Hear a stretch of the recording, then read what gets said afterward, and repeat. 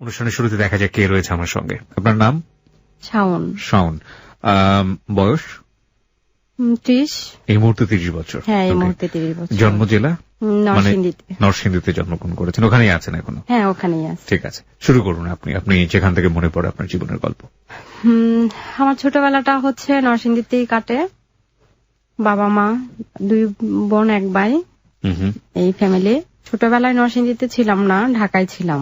জি, ঢাকায় ছিলাম। আমার বাবার হচ্ছে বিজনেস ছিল, হচ্ছে কাগজের বিজনেস ছিল। কাগজের বিজনেস? হ্যাঁ। এটা কি ধরনের বিজনেস?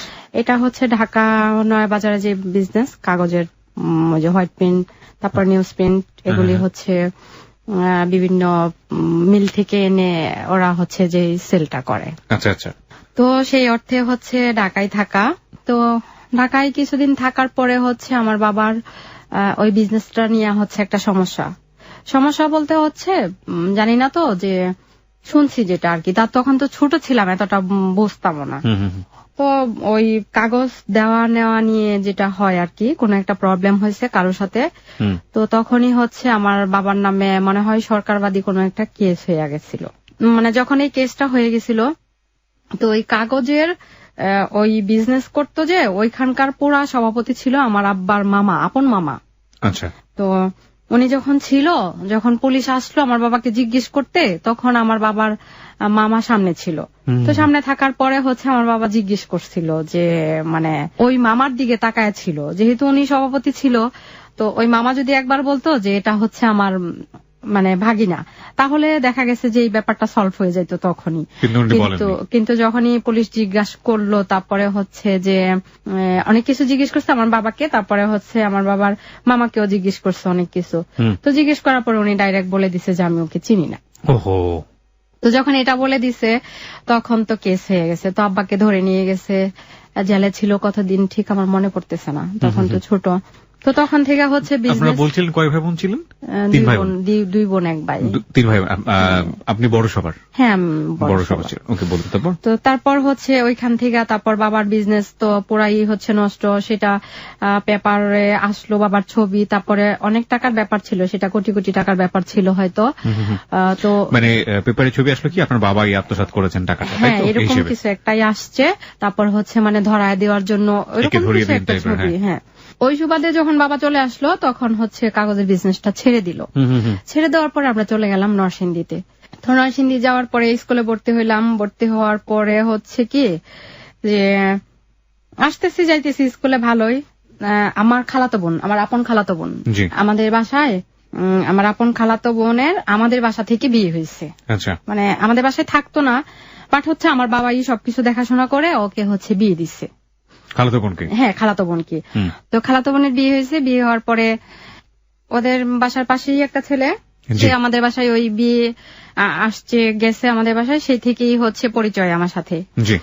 তো তখন অবশ্য আমি ক্লাস 7-এ পড়তাম, তো এত ভালো মন্দটা তো এতটা বুঝি নাই। দেখা গেছে যে মানে যেভাবে বলছে, যে যেরকম করছে ওই রকমই হয়তো মানে আগাইছি বা কথা বলছি ওই রকম। এরকম কথা বলতে বলতে তার সাথে আমার জাস্ট একটা ভালো একটা মানে সম্পর্ক। ছেলেটা কে ছিল? মানে ছেলেটা আপনাদের ওই সময় পাড়া প্রতিবেশী? হ্যাঁ, পাড়া প্রতিবেশী ছিল। ওই আমার খালাতো বোনের শ্বশুর বাড়ির পাড়া প্রতিবেশী ছিল। কি নাম ছেলেটার? ছেলেটার নাম হচ্ছে মাসুদ। তো এরকম ভালো একটা সম্পর্ক হয়েছে। তো এটা আমার বাবা কোনোভাবে হচ্ছে টের পেয়ে গেছে যে এরকম হয়েছে। তো এখন বাবা নরসিংদীতে রাখবে না। নরসিংদীতে রাখবে না বলতে কোথায় যেতে হবে? আমার দাদা বাড়ি। হ্যাঁ, তো দাদা বাড়িতে যাব। এখন আমরাও হচ্ছে যেতে যাচ্ছি না, যে ছোটবেলা থেকে এইখানে ওইখানে থাকছি, দাদার বাড়িতে যাব না। আর আমার মা আসলে বলতে গেলে যে তখনকার সময়ে হচ্ছে খুব সহজ সরল, মানে এখনো অনেকটা সহজ সরল ভাবে আছে। ওনাকে আপনি যেভাবে বোঝাবেন, যে যেরকম করে বোঝাবে উনি ওইরকম করেই হচ্ছে বোঝে আর কি। তো আমার মা ওইখানে আমরা যাব না, উনিও যাবে না। তো এরকম করে করে আমার বাবা এখানে থাকবেই না। তো নরসিংদীতে আমাদের একটা বাড়ি ছিল তখনই, ওই বাড়িটা আমার মাকে আমার নানা দিছে। তো ওই বাড়িটা বাবা বিক্রি করে দিবে, মানে এক পর্যায়ে আমার সাথে রাগ করে বিক্রি করে দিবে। আপনার সাথে রাগ করে মানে আপনি আমার সাথে, মানে এই যে ক্লাস 7-এ পড়ে মেয়ের এই কি অবস্থা, মানে এটা কি শুনতেছি। আচ্ছা, এখানে বাড়ি বিক্রি করে দিবে, বাড়িটা থাকলে এখানে আসা হবে, বাড়ি থাকবে না, আমরা এখানে আসবো না। তো আমার বাবা, আমার মাকে যেহেতু আমার নানা দিছে বাড়িটা, আমার মা খুব কষ্ট পাইছে। এবং আমার মা হচ্ছে, আমার মায়েরা 6টা বোন, 6 বোনের মধ্যে সবার ছোট। তো আমার মা খুব আদরের ছিলেন, তাই আমার নানা আমার মাকে সেই বাড়িটা দিছিল। এখন আমার মায়ের খুব মন খারাপ যে আমার বাবা দিছে, আমার বাবা নাই, কিন্তু আমার বাবার একটা শেষ স্মৃতি, এটা বিক্রি করে দিবে। আচ্ছা, তো আমার মা রাজি না। এখন আসলে কি করা যাবে, আমার বাবা বিক্রি করবে, দেখা গেছে বিক্রি না করলে এটা নিয়ে হচ্ছে সমস্যা আরো সৃষ্টি হবে। আচ্ছা, তো সেই সুবাদে বিক্রি করে দিল। তো বিক্রি করে দিছে, আমার মার অনেক মন খারাপ। তখনই হচ্ছে জায়গা বাড়ি সহ মাত্র 2 লাখ টাকা বিক্রি করছিল বাড়িটা। তো চলে গেছে। এখান থেকে চলে যাওয়ার পরে কোথায় গেল? আমার দাদার বাড়িতে চলে গেলাম। দাদার বাড়ি কোথায় ছিল? দাদার বাড়ি নরসিংদী থেকে আশেপাশেই ছিল না। ওকে। তারপর চলে যাওয়ার পরে এরকম স্কুলে আসতেছি, মানে যাচ্ছি, তো একদিন রাস্তায় ওই মাসুদের সাথে আমার দেখা। তো যখন দেখা হইলো, তখন আমি একটা রিক্সা দিয়া, আমার বাবা এই রিক্সাটা ঠিক করে দিছে, রিক্সা দিয়া সবসময় আসতাম যাইতাম, কিন্তু আমার মাথায় এটা ছিল না রিক্সাওয়ালাটা আমার বাবাকে বলে দিবে। হ্যাঁ, মানে যে মাসুদের জন্য আপনাদের বাড়ি বিক্রি করে দিতে হলো। হ্যাঁ, বাড়ি বিক্রি করে দিতে হলো। তো ওইখান থেকে যখন আমি কথা বলার পরে আমি স্কুল থেকে গেলাম। স্কুল থেকে যাওয়ার পরে দেখলাম যে আমার বাড়ির পরিবেশ খুব গরম। তখন আমি বুঝতে পারলাম যে এনিথিং রং, কোনো প্রবলেম তো অবশ্যই হয়েছে। তো গেলাম, যাওয়ার পরে দেখি আমার আম্মা অনেক কান্নাকাটি করতেছে। আমি জিজ্ঞেস করতেছিলাম যে মানে কি হয়েছে, প্রবলেম কি। তো আমার আম্মা সেই উত্তরে বলতেছিল কি যে এমন মানে সন্তান থাকার চেয়ে না থাকাই ভালো, মরে যাওয়াই ভালো। আমি বলছি কি হয়েছে, আমাকে হচ্ছে খুলে বলো, খুলে না বললে তো আর আমি বুঝবো না যে প্রবলেমটা কি। পরে বলছি এরকম তুমি রাস্তা দিয়ে গেলা, স্কুলে গেলা, তো এরকম মাসুদের সাথে কথা বলছো, তুমি যে রিক্সাওয়ালারে নিয়ে গেলা সেই রিক্সাওয়ালা তো তোমার বাবাকে বলে দিছে। তো এখন ব্যাপারটা কেমন হয়ে গেল। তো হইলো কি, পরে আমার বাবা বাড়িতে আসলো, দেখা গেছে কি আমার জিজ্ঞেস করলো। তো আমার বাবা যেরকম রাগী, আমিও হচ্ছে সেম, বাবার ডুপ্লিকেট। উনি যেরকম কথা বলতেছে আমি এরকম আনসার করতেছি, মানে আমার কোনো ভয় নাই, আনসার করতেছি। এক পর্যায়ে বাবা মানে অনেক রেগে গেছে। রেগে যাওয়ার পরে দেখা গেছে কি আমাদের রান্নাঘরটা ছিল এখানে মানে বডি ছিল আর কি। তো ওই বডি ছিল, রাগের ঠেলায় দেখা গেছে কি ওই বটি নিচে যে আমাকে কিছু করবে না, মানে আমার মাকে মেরে ফেলবে। কারণ হচ্ছে কি যে মার কথা শুনে না মেয়ে, মার শব্দ মা তৈরি করতে পারে নাই। তো নিচে এটা দেখার পরে মানে আমি কিন্তু আর সামনে কি হয়েছে সেটা দেখি নাই, কিন্তু আমার বাবা যে বড়িটা হাতে নিছে সেটাই আমি দেখছি। হ্যাঁ, দেখার পরে আমার স্কুল ড্রেস পরা ছিল, আমি ওইটাও চেঞ্জ করি নাই, আমি মানে বেরিয়ে গেছি বাড়ি থেকে। আচ্ছা, বেরিয়ে যাওয়ার পরে এখন আমি আসলে এত কি করব কি না করব বুঝতে পারতেছি না। তো আমার এক খালার বাসায় গেছি, পাশে আমার খালার বাসা। আমি বলছি যে এই ঘটনা।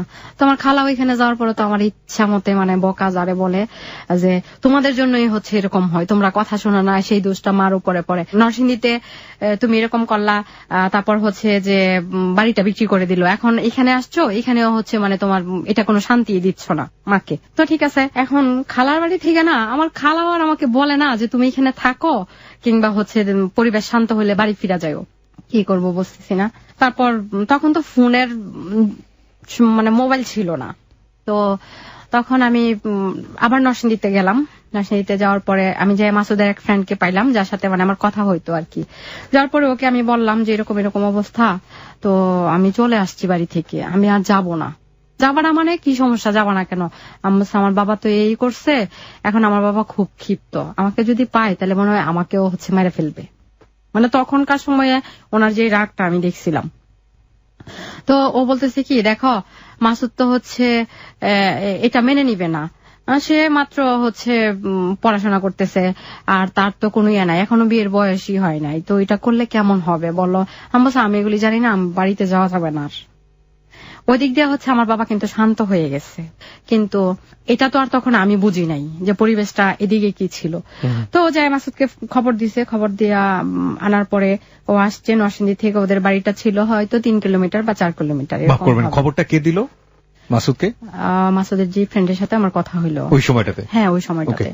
তো খবর দিল, খবর দেওয়ার পরে হচ্ছে আসছে, আসার পরে বলছি এই প্রবলেম, তখন ও বলতেছে কি যে এটা কেমন কথা, আর হচ্ছে তোমার বয়স, তুমি এখন অনেক ছোট, আর আমিও মাত্র পড়াশোনা করতেছি, তো এখন তো তুমি চলে আসছো, আর এটা তো একটা কিছু হবে না, এরকম হবে না, তুমি চলে যাও।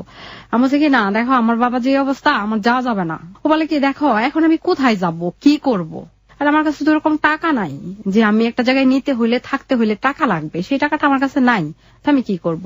তো এখানে আরেকটা কথা বলতে হয় যে ওইখানকার মানে একজন পুলিশ ছিলেন, আমি ওনার নামটা নিতে চাচ্ছি না, সে ছিলেন ওই নরসিংদীর সদরের। তো ওই মাসুদের খুব ভালো ফ্রেন্ড ছিল, ও যায়া হচ্ছে কি ওনার কাছে বললো ব্যাপারটা এরকম এরকম হয়েছে।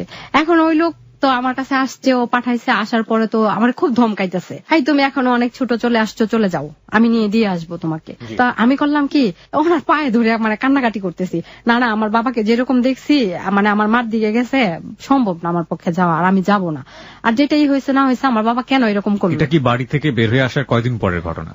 যেদিন বাড়ি থেকে বের হয়েছে সেদিনেরই ঘটনা। হ্যাঁ, সেদিনেরই ঘটনা। তো যাব না, এখন তো এরকম কান্নাকাটি করতেছি। এখন ওই ভাই আবার বলতেছি কি, যে দেখো মাসুদ এটা তো হবে না, এখন ঠিক আছে, ও যেহেতু চলে আসছে, ও আর যাবে না, এখন তো কিছু একটা করতে হবে। আমি বলছি আমি কিভাবে যাব তাহলে?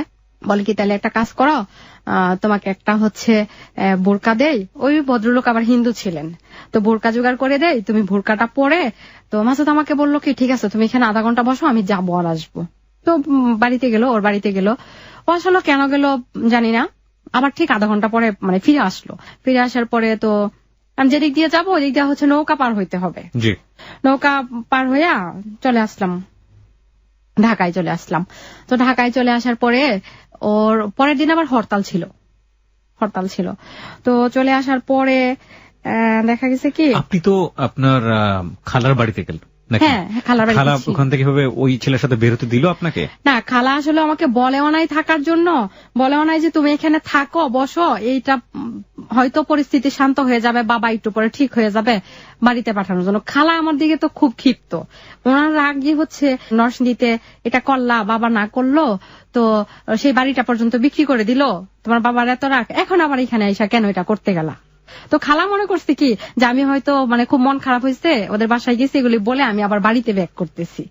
আমার তো আপনি মাসুদের সাথে চলে যাচ্ছেন? না, মাসুদের সাথে তো আমার দেখা হইলো নরসিংদীতে যাওয়ার। আপনাকে নিয়ে যাচ্ছে ঢাকা থেকে নিয়ে যাচ্ছে? হ্যাঁ হ্যাঁ হ্যাঁ, সেটাই তো বলছি আমি।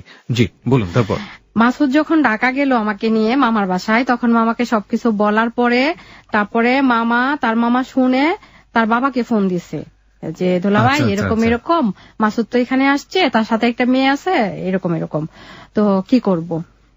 পরে ঘটনাটা বলার পরে তারপর মাসুদের বাবা জিজ্ঞেস করছে মাসুদের মামাকে যে তাহলে আমার ছেলে কোথায়, কালকে হরতাল। বুঝতে পেরেছি আমি তখন, মানে আপনার হচ্ছে হলো মাসুদের মামা বলেছে ওকে বের করে দিয়েছি, কিন্তু ওর বাবা বলেছে আসলে কালকে হরতাল, দেশের অবস্থা ভালো না, কেন আমার ছেলে। বুঝতে পেরেছি এরকম করে তো বিয়ে হয়ে গেল। বিয়ে হয়ে গেল মানে? হ্যাঁ, ওরা হচ্ছে বিয়ে করায় দিল। মাসুদের মামারা আপনাদের বিয়ে করে দিল? হ্যাঁ, বিয়ে করায় দিল। এই সামান্য ঘটনাকে কেন্দ্র করে আপনি বাড়ি ছাড়লেন এবং বিয়ে করে ফেললেন? হ্যাঁ, বিয়ে করায় দিছে। তো কতদিনের সম্পর্ক আপনার ছিল, একটু থামবেন? সেটা মানে প্রেম যেটাকে বলে, ওটা কতদিন করলেন? এটা আসলে 1 বছর হবে। 1 বছরের মতো? হ্যাঁ, পুরোপুরি 1 বছর হবেও না, এতটা পুরো 1 বছর হবে না। আপনার চেয়ে বয়স ওনার কত বেশি ছিল? আমার চেয়ে ওর বয়স 10 বছর বেশি ছিল। 10 বছর? 10 বছর বেশি ছিল? হ্যাঁ। কি করতো তখন? ও তখন মাত্র ইন্টার করে ডিগ্রিতে। কোনো কাজ কর্ম করে না? না, কিছুই করে না তখন। আচ্ছা, তারপর হচ্ছে এটা হয়ে গেছে, হয়ে যাওয়ার পরে ঢাকায় থাকলাম মিনিমাম হবে 5 মাস। এই সময়টাতে বাবা খোঁজ নিল না, পরিবারের লোকজন? আমার বাবা মা কেউ খোঁজ নেয় নাই, এবং আমার বাবা বলছে যে আমার মেয়েটা হচ্ছে মরে গেছে। আর আমার বাবার ছোটবেলা থেকেই খুব স্বপ্ন ছিল তার মেয়ে একজন ব্যাংকার হবে এবং সিএ কমপ্লিট করবে। ছোটবেলা থেকে উনি হচ্ছে স্বপ্ন দেখতো। তো আমার বাবার হচ্ছে এত প্রপার্টি ছিল না, বাট তার 2 মেয়ে 1 ছেলেকে ভালো করে পড়াশোনা করাইছে, জাস্ট এইটুকুই আর কি। তো দেখা গেছে আমার বাবা মা খোঁজ নেয় নাই। 5 মাস ছিলাম ওইখানে। থাকার পরে 5 মাস পর মানে আর 5 মাসের ঘটনাটা আমি একটু শুনতে চাই। হ্যাঁ, 5 মাসের ঘটনাটা অবশ্যই। 5 মাস থাকলাম হচ্ছে মাসুদের খালার বাসায়। ওইখানটায় ঢাকায় যেখানে থাকতাম ওইখানে হচ্ছে মামার বাসা, খালার বাসা, ইভেন মাসুদের বাসা তার বাবার 2টা বাড়ি আছে ঢাকায়, ওকে, ওইখানেই আশেপাশে। ওকে, ওদের রিলেটিভরা হচ্ছে সবাই একই সাথে, মানে বাড়ি দেখা গেছে পাশাপাশি, 1-2টা বাসা পরে এরকম আর কি। জি। তো মাসুদের খালার বাসায় থাকতাম। তো খালার বাসায় থাকার পরে আমি একটা কথা এখানে না বললেই হবে না, তার একজন মামা ছিল, মামা মানে ডাকতো আর কি, ওই এলাকার, ওইখানে স্থানীয় ছিল, উনি অ্যাডভোকেট ছিলেন। তো প্রতিদিন বাজার, তারপরে কি লাগবে না লাগবে সবকিছু হচ্ছে যে ওই মামা করে দিত, ওইখানে স্থানীয় ছিল, মামা করে দিত। আর মামা হচ্ছে মাসুদকে খুব আদর করতো, তো করে দিত মামা। তো চলে যাচ্ছে এভাবে। আর মাসুদের এক বড় ভাই ছিল, মামাতো ভাই, প্রতিদিন আবার করতো কি, ওই ভাইয়াটা ধরেন পড়াশোনাটাও যে তখন চলে আসছি, পড়াশোনা বন্ধ, তখন ওই ভাইয়া বলতো যে তুমি এক কাজ করো, তুমি তো ফ্রি থাকো, ওই টাইমটাই হচ্ছে আমি বই টই কিনে দিয়ে পড়াশোনা যা করা দরকার আমি করাবো, তুমি আমার কাছে পড়বা। আচ্ছা। তো ঠিক আছে, চলতে থাকলো এরকম। তো উনি আবার প্রতিদিন আমাকে 5 টাকার 2টা কয়েন দিয়ে যাইতো, যে মানে প্রতিদিন যেই রুমটাতে ছিলাম তখন হচ্ছে টিন শিট বিল্ডিং ছিল, ওরকম ভালো ছিল না, মাত্র কোন রকমে করছে। তো ওই ঘরের উপর থেকে কিভাবে যেন উনি ফেলতো, 2টা কয়েন ফেলতো। তো আমি প্রতিদিন রুমে গেলেই দেখতাম যে 5 টাকার 2টা কয়েন ওখানে থাকতো। তো থাকলে বলতো কি যে এই টাকাটা হচ্ছে তুমি জমা করে রাখবা, কখনো হয়তো কাজে লাগবে, আমার তো আর এত ইনকাম সোর্স নাই, আমি তোমাকে খুব বেশি দিতে পারবো না, কিন্তু যেটা দিচ্ছি হয়তো তোমার কাজে লাগতে পারে, তুমি জমায় রাখবা। তো গেল এরকম চলতেছে 5 মাস। যাওয়ার পরে একদিন এদিকটা হচ্ছে মাসুদের বাবা, মাসুদের মামা মামি, তারপরে খালা খালু সবাই হচ্ছে কি একদিন সন্ধ্যাবেলা, সেটা 3 মাস থাকার পরে, 3-4 মাস থাকার পরে একদিন মাসুদকে তার মামার বাসায় ডাকলো, তুমি আসো।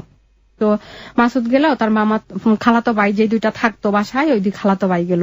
মানে পুরা আমার মনে হচ্ছে কি যে তাদের ফ্যামিলির যতগুলি লোকজন আছে, আত্মীয় স্বজন, সবাই একটা জায়গায় বসছে। তো আমি এটা জানি না, আমাকে বলা হয় নাই ফার্স্টে যে কেন তাকে ডাকছে। জি।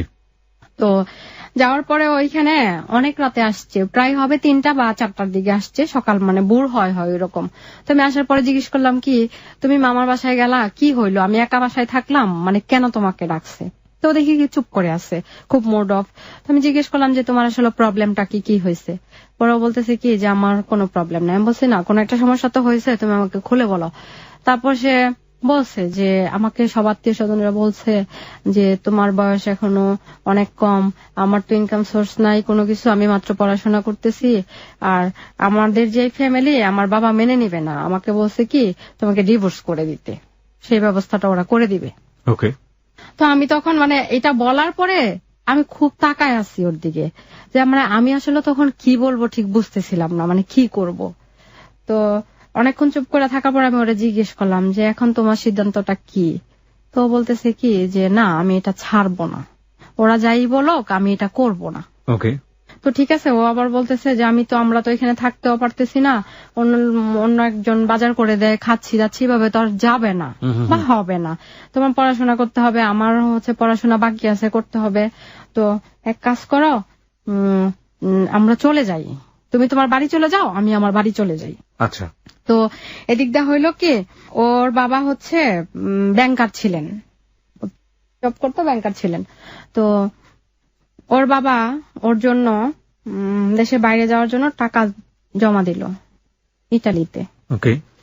তো যার কাছে টাকা জমা দিল, টাকাটা জমা দেওয়ার পরে মাসুদকে হয়তো কোনোভাবে খবর দিছে কিংবা ফোনে বলছে যে এরকম তোমাকে তো দেশে বাইরে যাওয়ার জন্য টাকা জমা দিছি, তুমি বাড়ি চলে আসো, আর তোমার বউকে বলো তার বাবার বাড়ি চলে যেতে। মানে এটাই ছিল রিজন, যেটা আপনাকে সে বলেনি? হ্যাঁ। আপনাকে তখন বলেছিল ব্যাপারটা যে ইটালিতে যাওয়ার চেষ্টা করছে আমার ফ্যামিলি? না, এটা বলেন তখন, এটা বলেন, ইনফরমেশন আপনাদের তখন দেয়নি? আচ্ছা ঠিক আছে।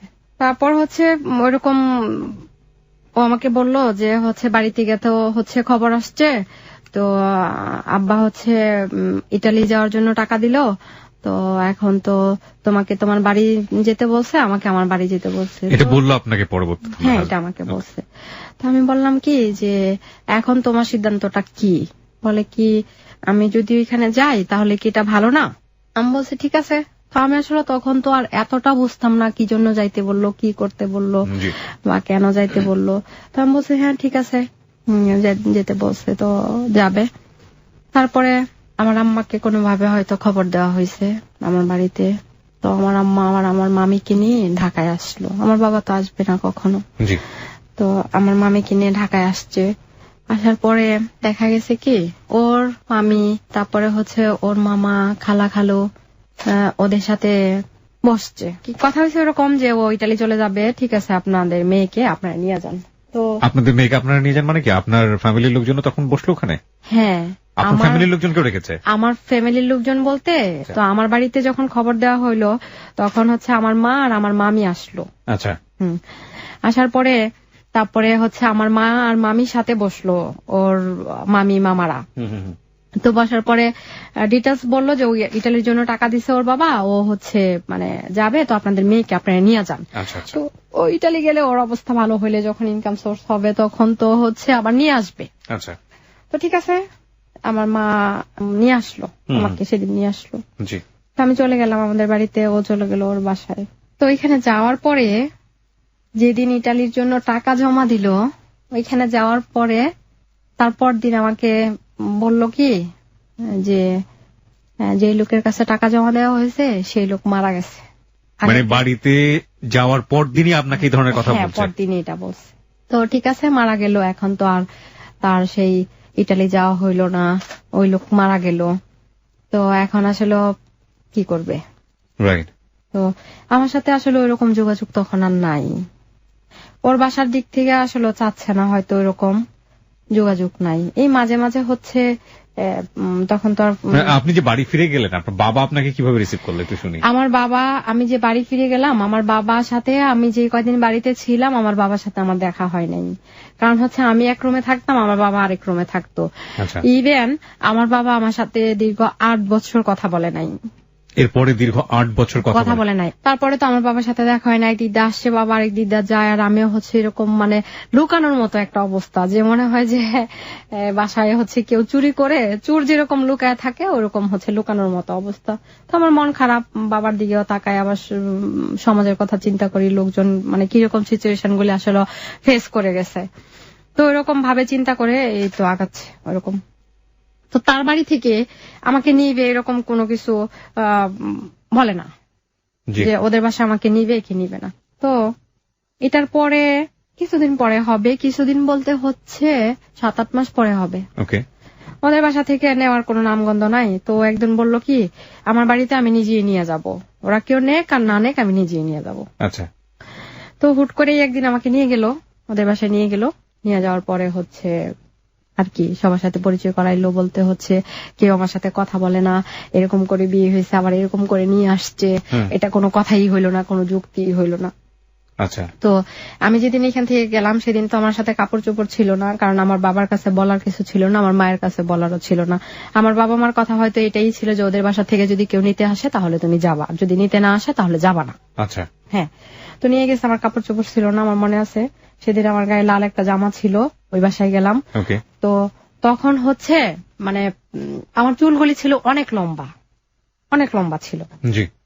তো আমি যখন যেদিন ওদের বাসায় গেলাম, শ্বশুর বাড়িতে, হ্যাঁ শ্বশুর বাড়িতে গেলাম, সেদিন তো অনেক মন খারাপ, মানে কেউ কথা বলতেছে না, কেউ ভালো চোখে দেখতেছে না, আশেপাশের মানুষজন আসতেছে দেখতেছে মাসুদের বউ কেমন দেখবো, এটা নিয়ে এত কাহিনী হইলো, এত কিছু হইলো। তো এখানে তো চলে গেল, ওদের বাসায় গেলাম, এরকম আর কি থাকতেছি, খাইতেছি, কোন রকম কিছু করতেছি, কাজ টাজ হচ্ছে, কেউ আমাকে বোঝায় দিচ্ছে না যে এটা করা লাগবে, এটা করা লাগবে। কিন্তু আমি আসলে নতুন একটা পরিবেশে গেলাম, আমি ঠিক বুঝতেও ছিলাম না যে আমি কি করব বা আমার কি করা উচিত। হ্যাঁ। তো আমি যেদিন গেলাম তারপর দিনই হচ্ছে আমার এক নানি শাশুড়ি ছিল, মানে মাসুদের নানি যেটা, উনি ছিল, উনি করলো কি পরের দিন সকালবেলা মানে অনেকগুলি কাপড় বিছানার চাদর থেকে নিয়ে যা আছে অনেক কাপড় চোপড় নিয়ে আসছে, কাপড় ধুতে দিল। হ্যাঁ, কাপড় ধুইতে দিল। কিন্তু তখন হচ্ছে এরকম ছিলাম যে মানে একটা বিছানার চাদর উঠায় ধোয়ার মতো হয়তো ওরকম ছিলাম না, মানে এটা পানিতে ভিজে গেলে ওজনটা যে হয়তো এটা উঠাইতে আমার কষ্ট হইতো। So you are facing the reality right now. Shaon, যেখানটা আমরা ছিলাম, তারপর কাপড় চোপড় ধুইতে দিল, কিন্তু ওই যে ওইরকম ছিলাম না যে বিছানার চাদর দিল 2-3টা, মানে ধুবো ওইগুলি, তারপর পরিপূর্ণ ভাবে যেগুলি হচ্ছে ধুয়ে একেবারে নাড়া রোদে শুকাইতে দেওয়া ওইরকমটা করতে পারতেছিলাম না। তো যাই হোক কোন রকমে করলাম, কিন্তু তখন থেকেই বুঝতেছিলাম যে কষ্ট কাকে বলে, কারণ এর আগে কিন্তু এতটা বুঝি নাই। যখন থেকে শ্বশুর বাড়ি যাওয়া হলো তখন থেকেই বুঝতেছিলাম। এর পরের দিন আমার সেই নানু শাশুড়ি আবার দিল কি মশলা বাটা, মরিচ বাটা। ওকে।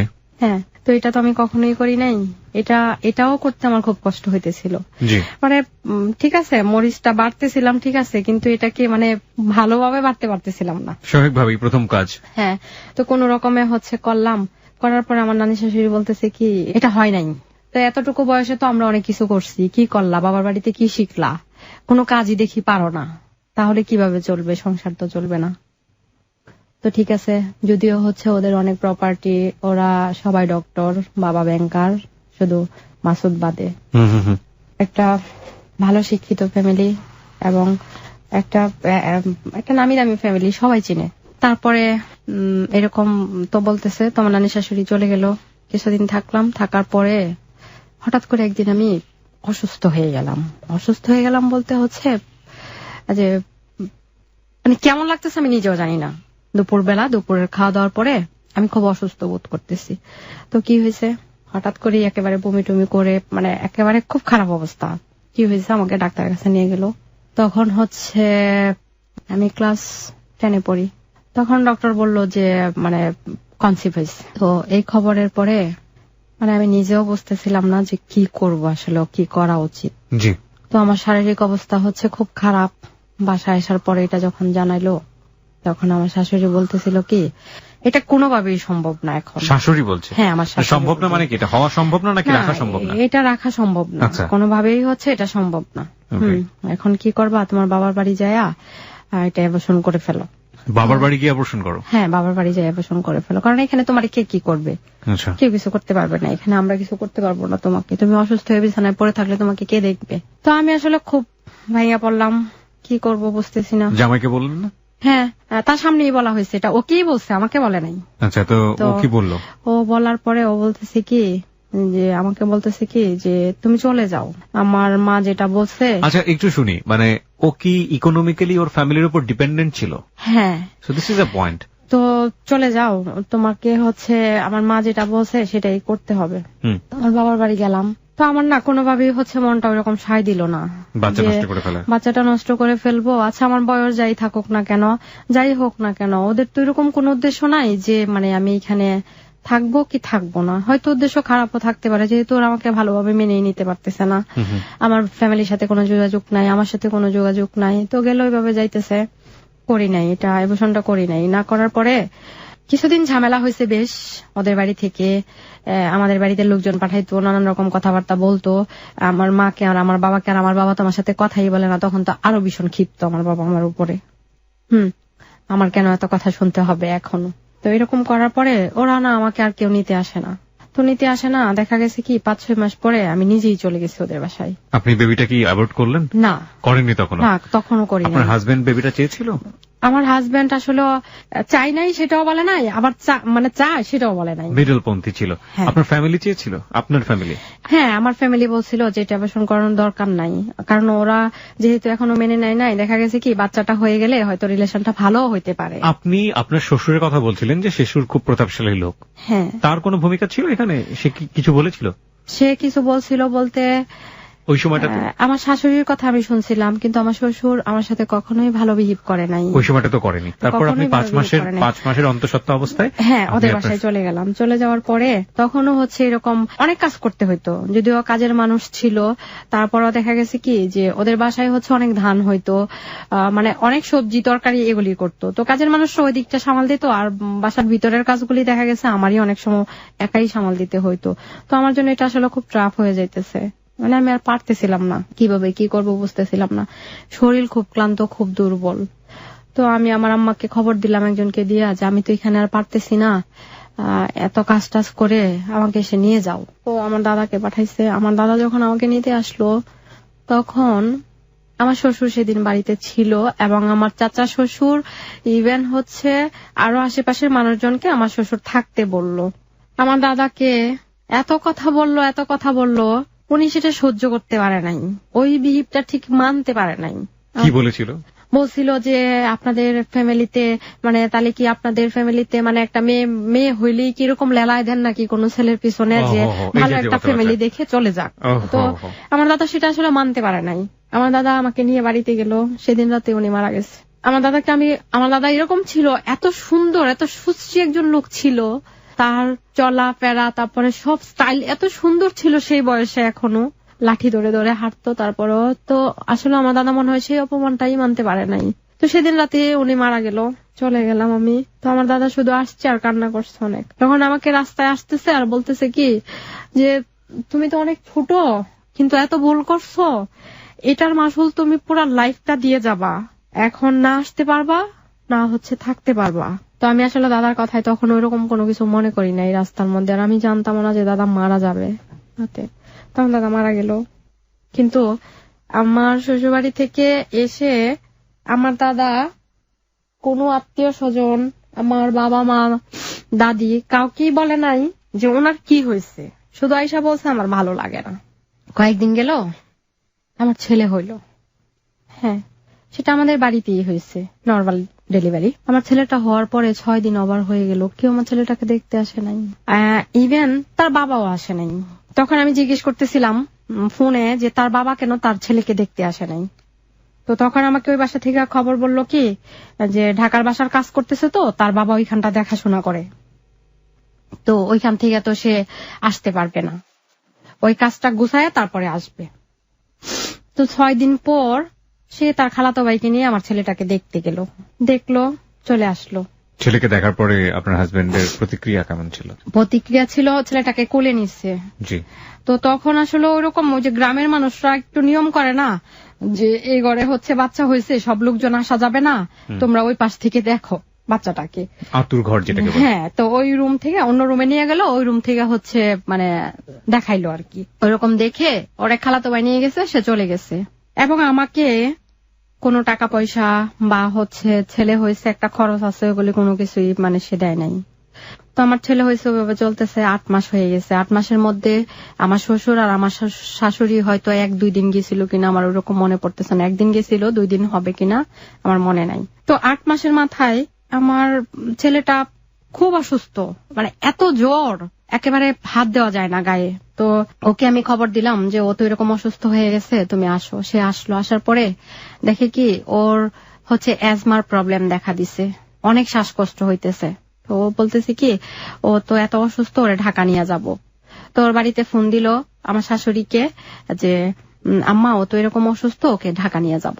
তোর মা আবার বলতেছে কি ঢাকা নিয়ে যাওয়ার আগে বাড়িতে নিয়ে আসো, আমাদের এখানে একটা হুজুর আছে, ওইখান থেকে পানি পড়া দিব বা ওকে দেখবো, দেখলে বলা যাবে ওর আসলে কি হয়েছে, ওরকম জিন ভূতের আসর হয়েছে কিনা, উনি বলতেছে এটা। তো ঠিক আছে, সে নিয়ে গেল, বাড়িতে নিয়ে গেল। জাস্ট ওইভাবে আমার ছেলেকে নিয়ে ওদের বাসায় যাওয়া, আমাকে কেউ নিতে আসে নাই, আমার ছেলেটাকেও কেউ নিতে আসে নাই। তো গেলাম, ওইখানে থাকতেছি, চলতেছি, মোটামুটি ভালোই চলতেছে। এই তো লেগে থাকতেছে সংসারে, দেখা গেছে টুকটাক কথা কাটাকাটি হচ্ছে, সেটা আবার শেষ হয়ে যাচ্ছে। ইভেন ভালো ব্যবহার তো আমি পাই নাই। ঠিক আছে, কাজটা যেরকম দিচ্ছে ওরকম করতেছি, যা পারতেছি করতেছি, যেটা পারতেছি না সেটাও বলতে পারতেছি না, আর যেটা করতে পারতেছি সেটা তো করতেছি।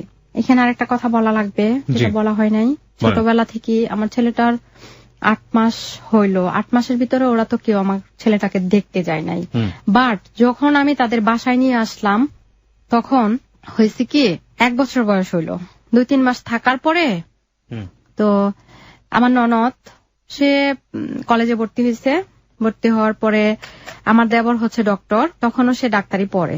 আচ্ছা। তো কলেজে ভর্তি হওয়ার পরে এখন ঢাকা বাসায়, আমার শ্বশুর তো ব্যাংকে জব করে, তো সবাই ঢাকা থাকতেছে। এখন আমার শ্বশুর বলল কি তো বাড়িতে যেহেতু মানুষ আছে, তুমি এক কাজ করো, এখন ঢাকায় চলে আসো। আমার ছেলেটা 1 বছর বয়স, তখনও সে অনেক ছোট। তো আমার শাশুড়ি জিদ ধরল কি আমার ছেলেটাকে নিয়ে ঢাকায় চলে যাবে। ছেলেকে নিয়ে ঢাকায় চলে যাবে? হ্যাঁ। আর আপনি? আমি বাড়িতে থাকবো।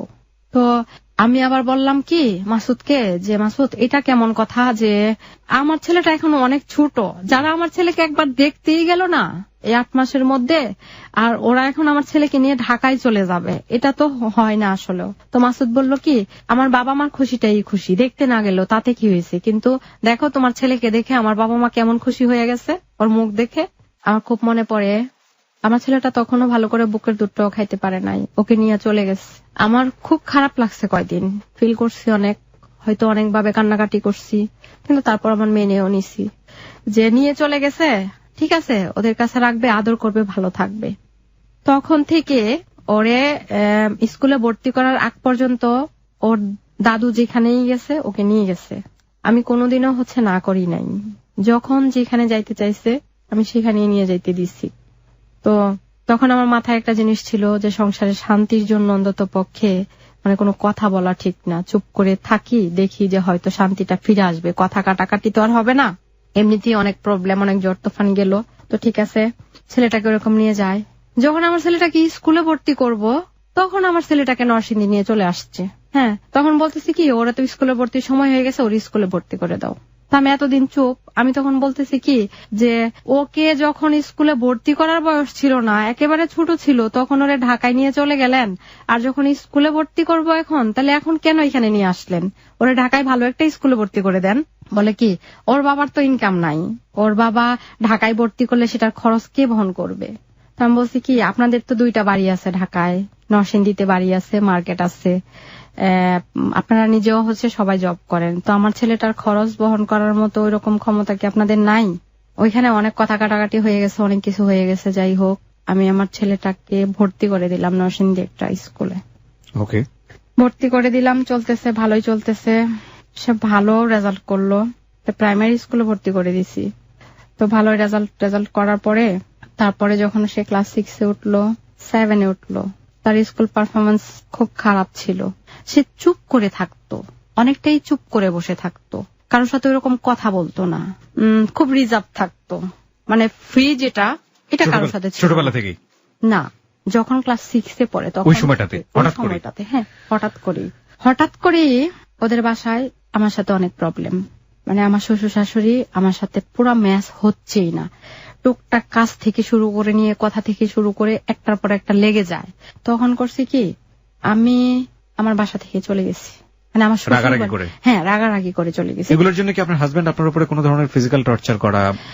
অবশ্যই ফিজিক্যাল টর্চার করছে আমার উপরে।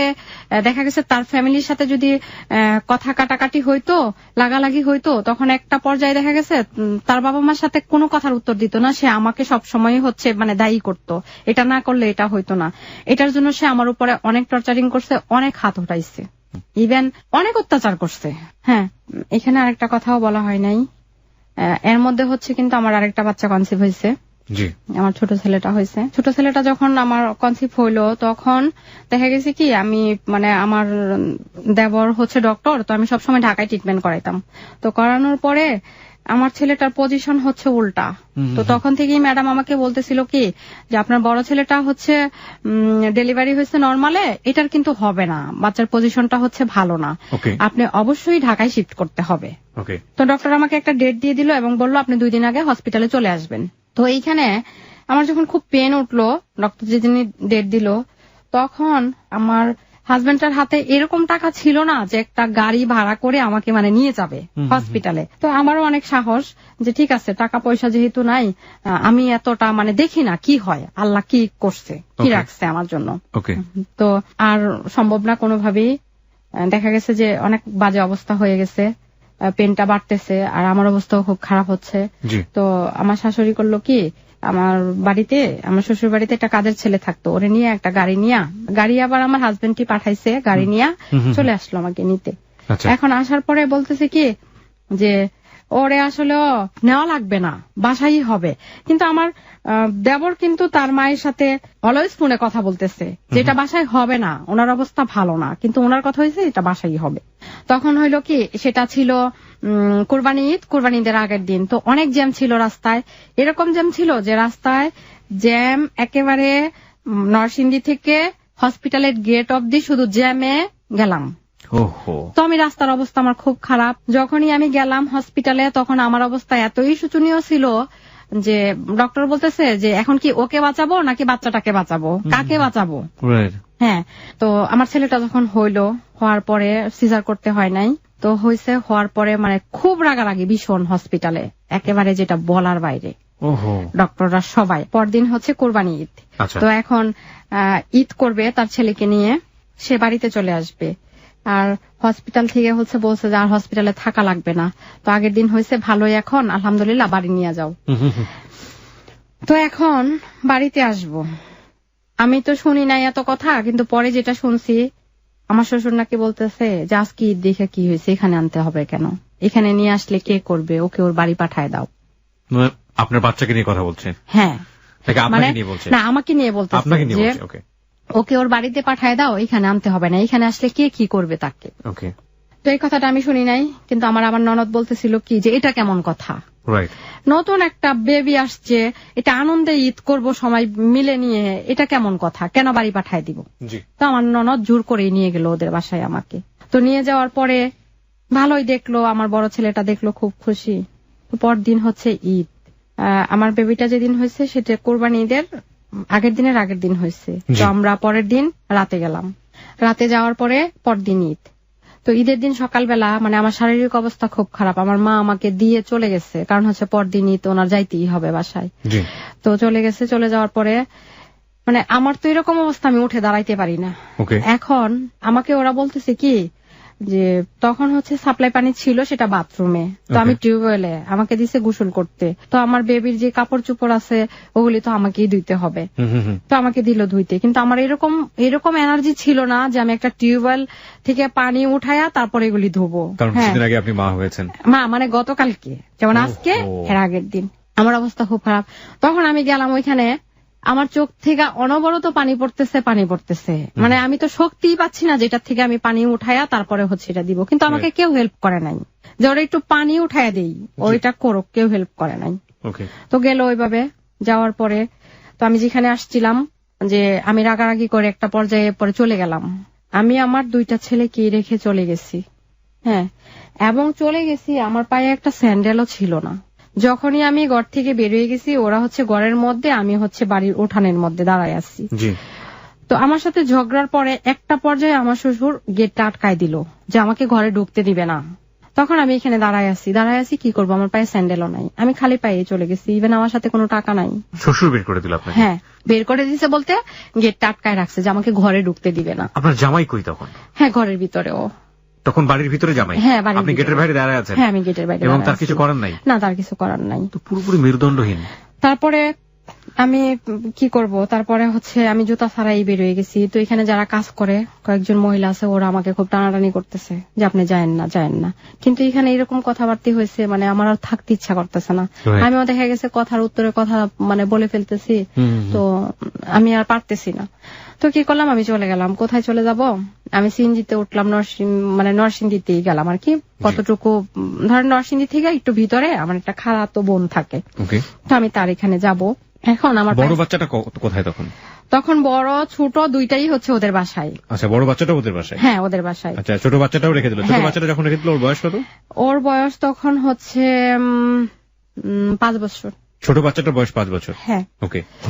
তারপরে চলে গেছি। এখন আমার সাথে সিএনজিতে উঠছে আমার শ্বশুর বাড়ির এখানকার একটা ছেলে। তো আমি ওকে বলতেছি কি যে ভাইয়া আপনি কিছু মনে করবেন না, আমি তো একটু এক জায়গায় যাব, কিন্তু আমার ফ্যামিলিতে তো ঝামেলা হয়েছে, সেটা তো আপনাদের আশেপাশে আপনারা শুনছেন, আমি না স্যান্ডেল আনতে ভুলে গেছি, আমাকে কি আপনি স্যান্ডেল কিনে দিবেন? পরে বলতেছে কি ভাবি ঠিক আছে আপনি সিএনজিতে বসেন, আমি স্যান্ডেল কিনে দিচ্ছি। কিন্তু আমি খালি পায়ে এতটুকু কিভাবে যাব সেটাও চিন্তা করতেছিলাম, যে খালি পায়ে দেখলে হয়তো কেউ কোশ্চেন করতে পারে যে খালি পায়ে কেন। তো ওই ছেলেটা, আমি গাড়িতে বসছি, সে হচ্ছে আমাকে স্যান্ডেল কিনে দিছে। গেলাম ওইখানে, যাওয়ার পরে আমাকে জিজ্ঞেস করছে কি হয়েছে, আমি সব ঘটনা বললাম। বলার পরে ওরা অনেকভাবে ফোনে কন্ট্যাক্ট করতে চেষ্টা করছে, কিন্তু ওরা কারোর সাথে ফোনে কথা বলে নাই। আমার সেই খালাতো বোনের সাথে তখন আর কথা বলে নাই। তো আমি তো রাগ করে আমার বাবার কাছে যাওয়ার প্রশ্নই ওঠে না, যেহেতু আমার বাবা আমার সাথে কথা বলে না। তো আমি চিন্তা করলাম এখন যদি যাই তাহলে হয়তো মায়ের সাথে আরো সিনক্রিয়েটটা আরো বাড়বে বাবার, তো এখন আর যাব না। তো ওইখানে থাকলাম। থাকার পরে 2-3 দিন পরে আমি আমার হাজবেন্ডকে ফোন দিলাম। ফোন দেওয়ার পরে জিজ্ঞেস করলাম যে যেটা হয়েছে এটা তো হয়েছি, এখন তুমি আমার ছোট ছেলেটাকে আমার কাছে দিয়ে যাও। তখন ও বলতেছে কি যে না, দিয়ে যেতে পারবো না, তুমি তোমার মতো থাকো, চলে গেছো, ওরা এখানেই থাকুক, দেখি পরিস্থিতি কি হয়। তখনও সে শান্তভাবে আমার সাথে কথা বলতেছিল। এইখানে যে কিছুদিন আমি থাকলাম নরসিংদীতে, আমার মোবাইলে একটা ফোন আসছে। তারপরে হচ্ছে যখন ছিলাম তখন আমার মোবাইলে একটা ফোন আসছে, সেটা রং নাম্বারের ফোন। তো ফোন দেওয়ার পরে জিজ্ঞেস করতেছে আপনি কে, তো আমি জিজ্ঞেস করলাম আপনি কে। তো সে ফোনটা আসছিল দেশের বাইরে থেকে, হ্যাঁ দেশের বাইরে থেকে নেট নাম্বারে ফোন দিছিল। তো ফোনটা আসার পরে কিছুদিন হচ্ছে স্টপ, কিছুদিন পর পর ফোন দিতেছে, ফোনটা স্টপের পরে স্টপ মানে ফোন আসতেছে, আমি খুব রাগারাগি করতেছি আপনি কেন ফোন দেন আমাকে, আর ফোন দিয়েন না। আর আমি তো তখন প্রথম দিন ফোন দিয়ে কি বললো আপনাকে? আমাকে প্রথম দিন ফোন দিয়া বললো কি, প্রথম দিন তার আগে আপনি আমাকে বলেন ছেলেটার নাম কি ছিল? ছেলেটার নাম ছিল হচ্ছে শিপন। ওকে, হ্যাঁ বলুন। জি। তো প্রথম দিন ফোন দিয়া বললো কি যে হ্যালো কেমন আছেন, কেমন কি। কিন্তু এখানে আরেকটা ঘটনা আছে আপনাকে যেটা বলতে হবে। আমার একটা পরিচিত লোক ছিল যে আমাকে ফোন দিত, সৌদিতে থাকতো, ফোন দিত। তো তার সাথে আমার কথা হইতো, মাঝে মাঝে ফোন দিত, ওই তার টোন আর তার টোন সেম, একই রকম লাগছিল। একই রকম লাগছিল। আমি কিন্তু বুঝতেছিলাম না যে আসলে কে। রাইট। তো ফার্স্টের দিন যেদিন ফোন দিল, তো আমার সাথে ওই নজরুল যে লোকটা আমাকে ফোন দিত, ওনার টোন আর শিপনের টোন হচ্ছে এক সেম। তো আমি আসলে বুঝতেছিলাম না। সে ফোন দিয়া হ্যাঁ কেমন আছো, ভালো, কেমন কি, অনেক ধরনের কোশ্চেন করছে, যেরকম আর কি হঠাৎ করে মানে খুব পরিচিত। হ্যাঁ পরিচিত। তো আমার না মনে হচ্ছে কি এটা সেই হইতে পারে। তো আমিও তার কথার উত্তর দিয়া যাই। তো মিনিমাম 20 দিন পর যেটা হয়েছে যে আমি বুঝতেছিলাম যে এটা আসলে ওই লোক না। কারণ হচ্ছে কি, আমি যখন তাকে কোশ্চেন করতেছিলাম তখনই সে বলতেছিল মানে এরকম ধরনের যে হ্যাঁ হু হা, মানে টুকটাক কথার উত্তর দিতেছিল, পুরাপুরি ঘটনাটা সে বলতে পারতেছিল না। তখন আমি একটু মানে চিন্তা করলাম যেখানে তো রং কিছু অবশ্যই আছে। কারণ হচ্ছে কি, আমি অনেক কিছু জিজ্ঞেস করতেছি কিন্তু সে বলতে পারতেছে, মানে খুব ছোট্ট কথায় আনসার দিয়ে সে রেখে দিচ্ছে ফোনটা। তো গেল, তখন আমি ভীষণ রাগ করলাম যে আপনি আমাকে আর ফোন দিবেন না, আপনি কে। তো এরকম যাওয়ার পরে কিছুদিন ফোনটা অফ ছিল, হ্যাঁ সে আবার ফোন দিল। আবার ফোন দেওয়ার পরে সে বলল কি যে আমি বলছি কি আপনি সত্যি করে বলেন তো আপনি কে এবং আমার নাম্বারটা কোত্থেকে পাইলেন। তখন বলল কি যে আমি আসলে আপনার নাম্বারটা পাইছি নজরুলের কাছ থেকে, যেমন হচ্ছে ফোন দিত, ফোন দিয়ে রেখে দিত, তো পাশাপাশি রুমে তো ছিলাম, তখনই আমি নাম্বারটা হচ্ছে কাউন্ট করলাম, ওর কাছ থেকে নাম্বারটা নিলাম। তো ঠিক আছে, তো আপনি কেন ফোন দেন। বলে কি আপনার টোন আমার খুব ভালো লাগে। ওকে, হ্যাঁ আমি সেজন্য ফোন দিই। তো তখন হইলো কি, যে সময়টাতে আমি আমার খালাতো বোনের কাছে ছিলাম, আমার বাচ্চারা ছিল না আমার সাথে, বাট সবকিছু সিচুয়েশন মিলায়া হচ্ছে পুরো একটা ডিপ্রেশনে পড়ে গেছিলাম। হ্যাঁ, তো তখন আমার আস্তে আস্তে ওনার কথাগুলি খুব ভালো লাগতেছিল। কার কথা? শিপনের কথাগুলি। জি, ছেলেটার নাম ছিল শিপন। শিপন, কথাগুলি আমার খুব ভালো লাগতেছে। কথা হচ্ছে কি ফোনে? হ্যাঁ ফোনে কথা হচ্ছে।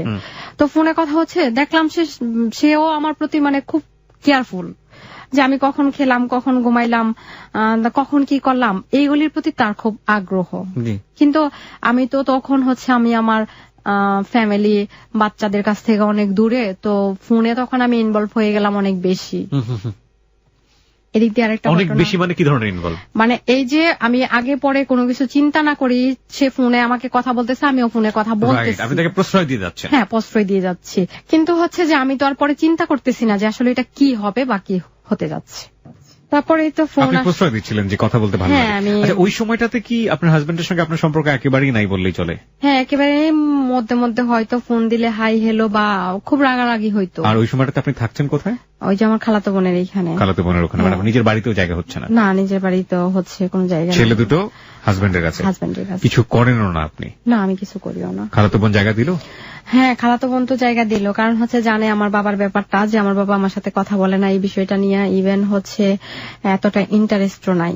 ততদিনে কি জানতে পেরেছে যে আপনার দাদা কিভাবে মারা গিয়েছিল আপনার বাড়িতে? হ্যাঁ, তারপর আমি বলছিলাম, সেটা বেশ অনেকদিন পর বলছিলাম। এটা বলার পর রিয়াকশন কি দাঁড়িয়েছিল? রিয়াকশন দাঁড়াইছিল এটাই যে যা হবার তা তো হয়ে গেছে, তবে ওদের প্রতি হচ্ছে খুব ধারণাগুলি খুব বাজে ছিল, আগে থেকেই খারাপ ছিল আমার শ্বশুর বাড়ির লোকজনদের প্রতি। যেটাই হোক না কেন সেটা তো আপনার জন্যই হচ্ছে। হ্যাঁ আমার জন্যই হচ্ছে। রাইট, ফাইন, বলুন তারপর। তো কথা হইতেছে, এরকম ভালোই কথা হইতেছে, আমিও হচ্ছে ভালো ইন্টারেস্ট পাচ্ছি, কথা বলতেছি, ফোন দিতেছে।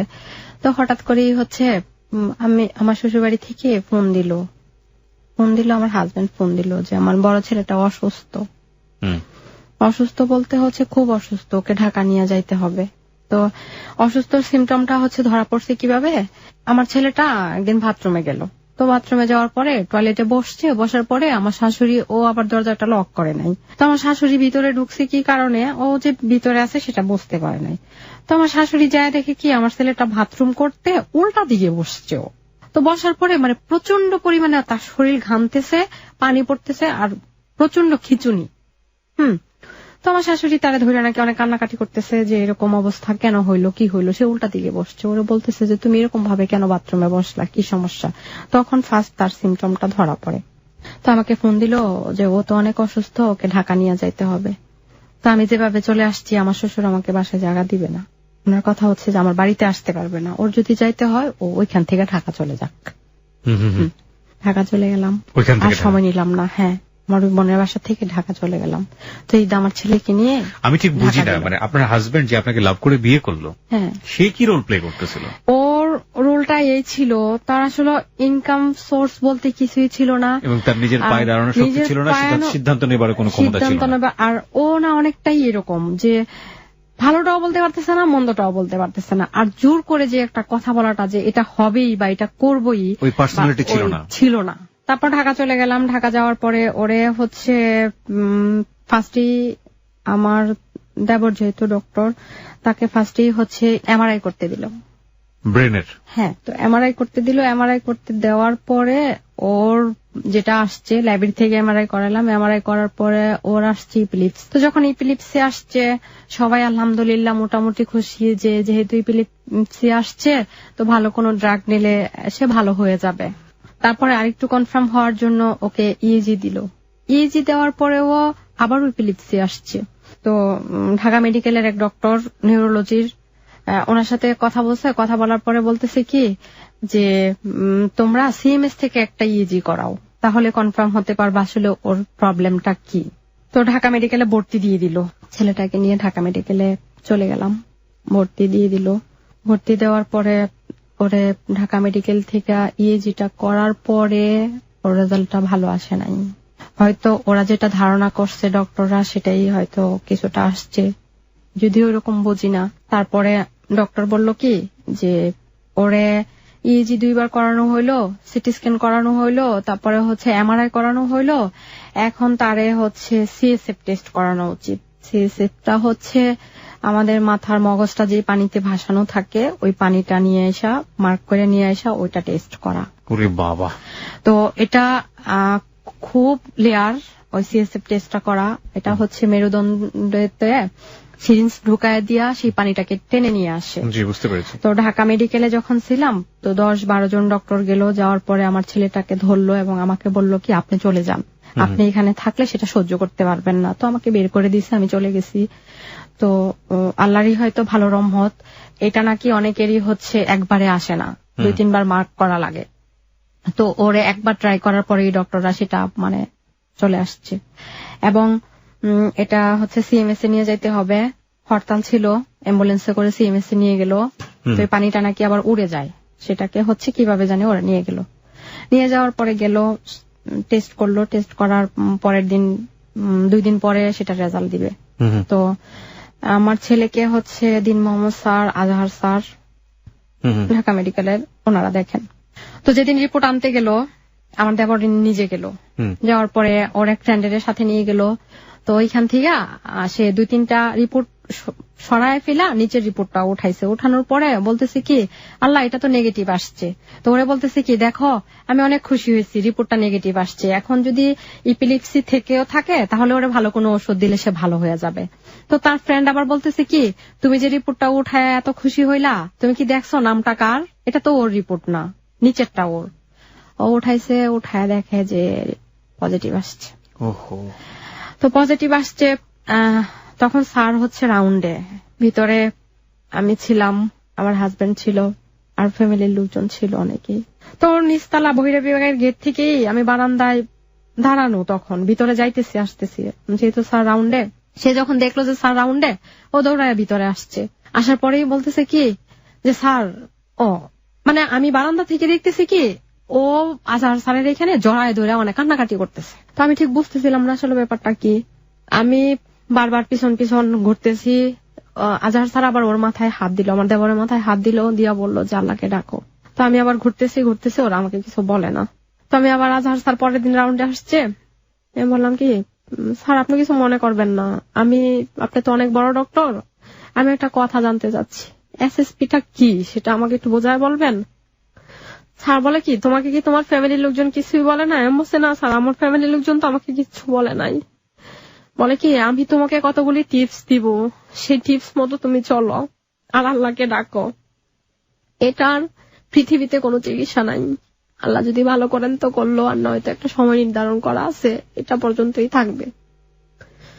তো আমাকে স্যার মাথায় হাত দিয়া বললো কি যে দেখো যা হবার হয়ে গেছে, আমি একটা ম্যাপ করে দিব, সেই ম্যাপ অনুযায়ী হয়তো ছেলেটার মানে সিমটম গুলি ওরকম আসবে, আসার পরে এখন সবচেয়ে বড় নার্স হচ্ছে তুমি। যে চাই বলুক, যে সিচুয়েশনই ফেস করো না কেন, তোমাকে শক্ত থাকতে হবে, তোমাকে সবল থাকতে হবে, এবং তোমাকে সবচেয়ে বড় নার্সিং দিতে হবে, তোমার বাচ্চাটাকে পাশে দাঁড়াইতে হবে। তোমাকে ভেঙে বললে চলবে না। তুমি যদি ভেঙে যাও তাহলে তোমার আরেকটা বাচ্চা আছে, কে করবে তাকে? আর তার সামনে তুমি এক ফোঁটা চোখের পানি ফেলবা না। তার যে বাকি কয়টা দিন সে বেঁচে থাকবে, তাকে ভালোভাবে হাসি খুশিতে বাঁচতে দাও, শেষ সময়টা তার সাথে ওইভাবে কাটাও।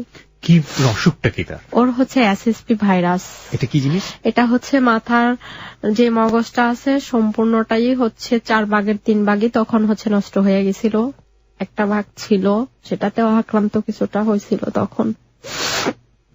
এটা খুব ক্লিয়ার। ওর যখন হয়েছিল তখন উত্তরাতে ক্যান্সারের চেয়ে ভয়াবহ। হ্যাঁ, এটার কোনো চিকিৎসাই নাই, ট্রিটমেন্টই নাই, কোনো ট্রিটমেন্ট। SSP virus. হ্যাঁ, এসএসপি ভাইরাস।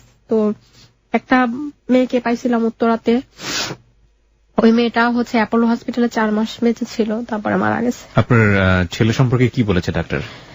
আমার ছেলে সম্পর্কে তখনই বলছিল যে এই বছরের মার্চের 6 তারিখ পর্যন্ত ওরা একটা ডেট দিয়ে দিছিল। কি কি সিমটমের কথা বলেছিল? সিমটমগুলি বলছিল যে ওর যদি সত্যি এসএসপি হয়ে থাকে তাহলে সে এখন কথা বলতে পারে, পরে কথা বলতে পারবে না, এখন হাঁটতে পারে, পরে হাঁটতে পারবে না। এগুলো কি হয়েছে?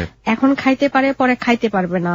তারপর হচ্ছে আস্তে আস্তে সে একেবারে বিছানায়। এখন কি তাই? হ্যাঁ, এখন তাই। ও ডক্টর আমাকে যা যা বলেছে ফার্স্টের দিন তাই হয়েছে, এবং সেম। এবং বলছে কি যে এমন একটা সময় আসবে যখন তার খাবারটা বন্ধ হয়ে যাবে, তখনই তোমাদের হসপিটালাইজ করতে হবে এবং নল দিয়া খাওয়াইতে হবে। এটা কখনো কিওর হয় না পৃথিবীতে, এরকম কোনো না। আবার নিশ্চিত মৃত্যু জেনে সামনে। আপনার সন্তানের বয়স কত এখন? এখন হচ্ছে 14 বছর। এখন ও কি এভাবে বেডে পড়ুয়া অবস্থায় আছে? হ্যাঁ, খেতে পারে না।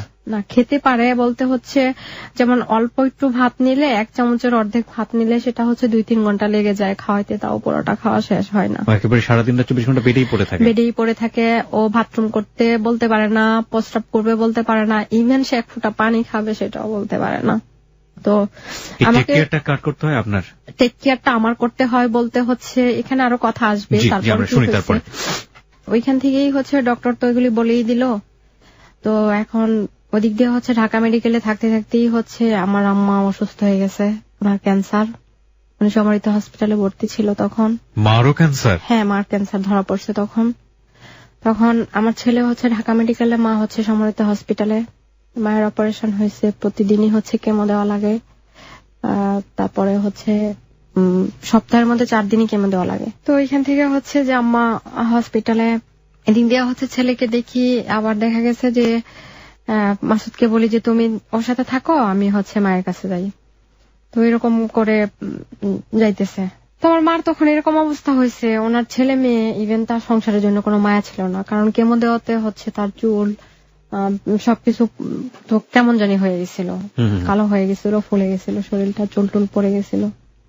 তো তার একটা কথা বলতে হবে যে আমার ভাই তখন সে দেশের বাইরে পড়াশোনা করতে গেছে, MBA করতে গেছিল মালয়েশিয়ায়। সে হচ্ছে আমাকে খুব ভরসা মনে করতো যে একটা কিছু তাকে বললে হয়তো কাজ হবে।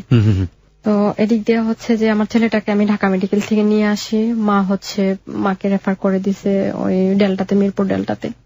তো মা ওইখানে 4 মাসের মতো ছিল। তো বাসায় নিয়ে আসছি, বাসায় নিয়ে আসার পর ওই দিক দিয়ে হচ্ছে শিপনের সাথে কথা হচ্ছে।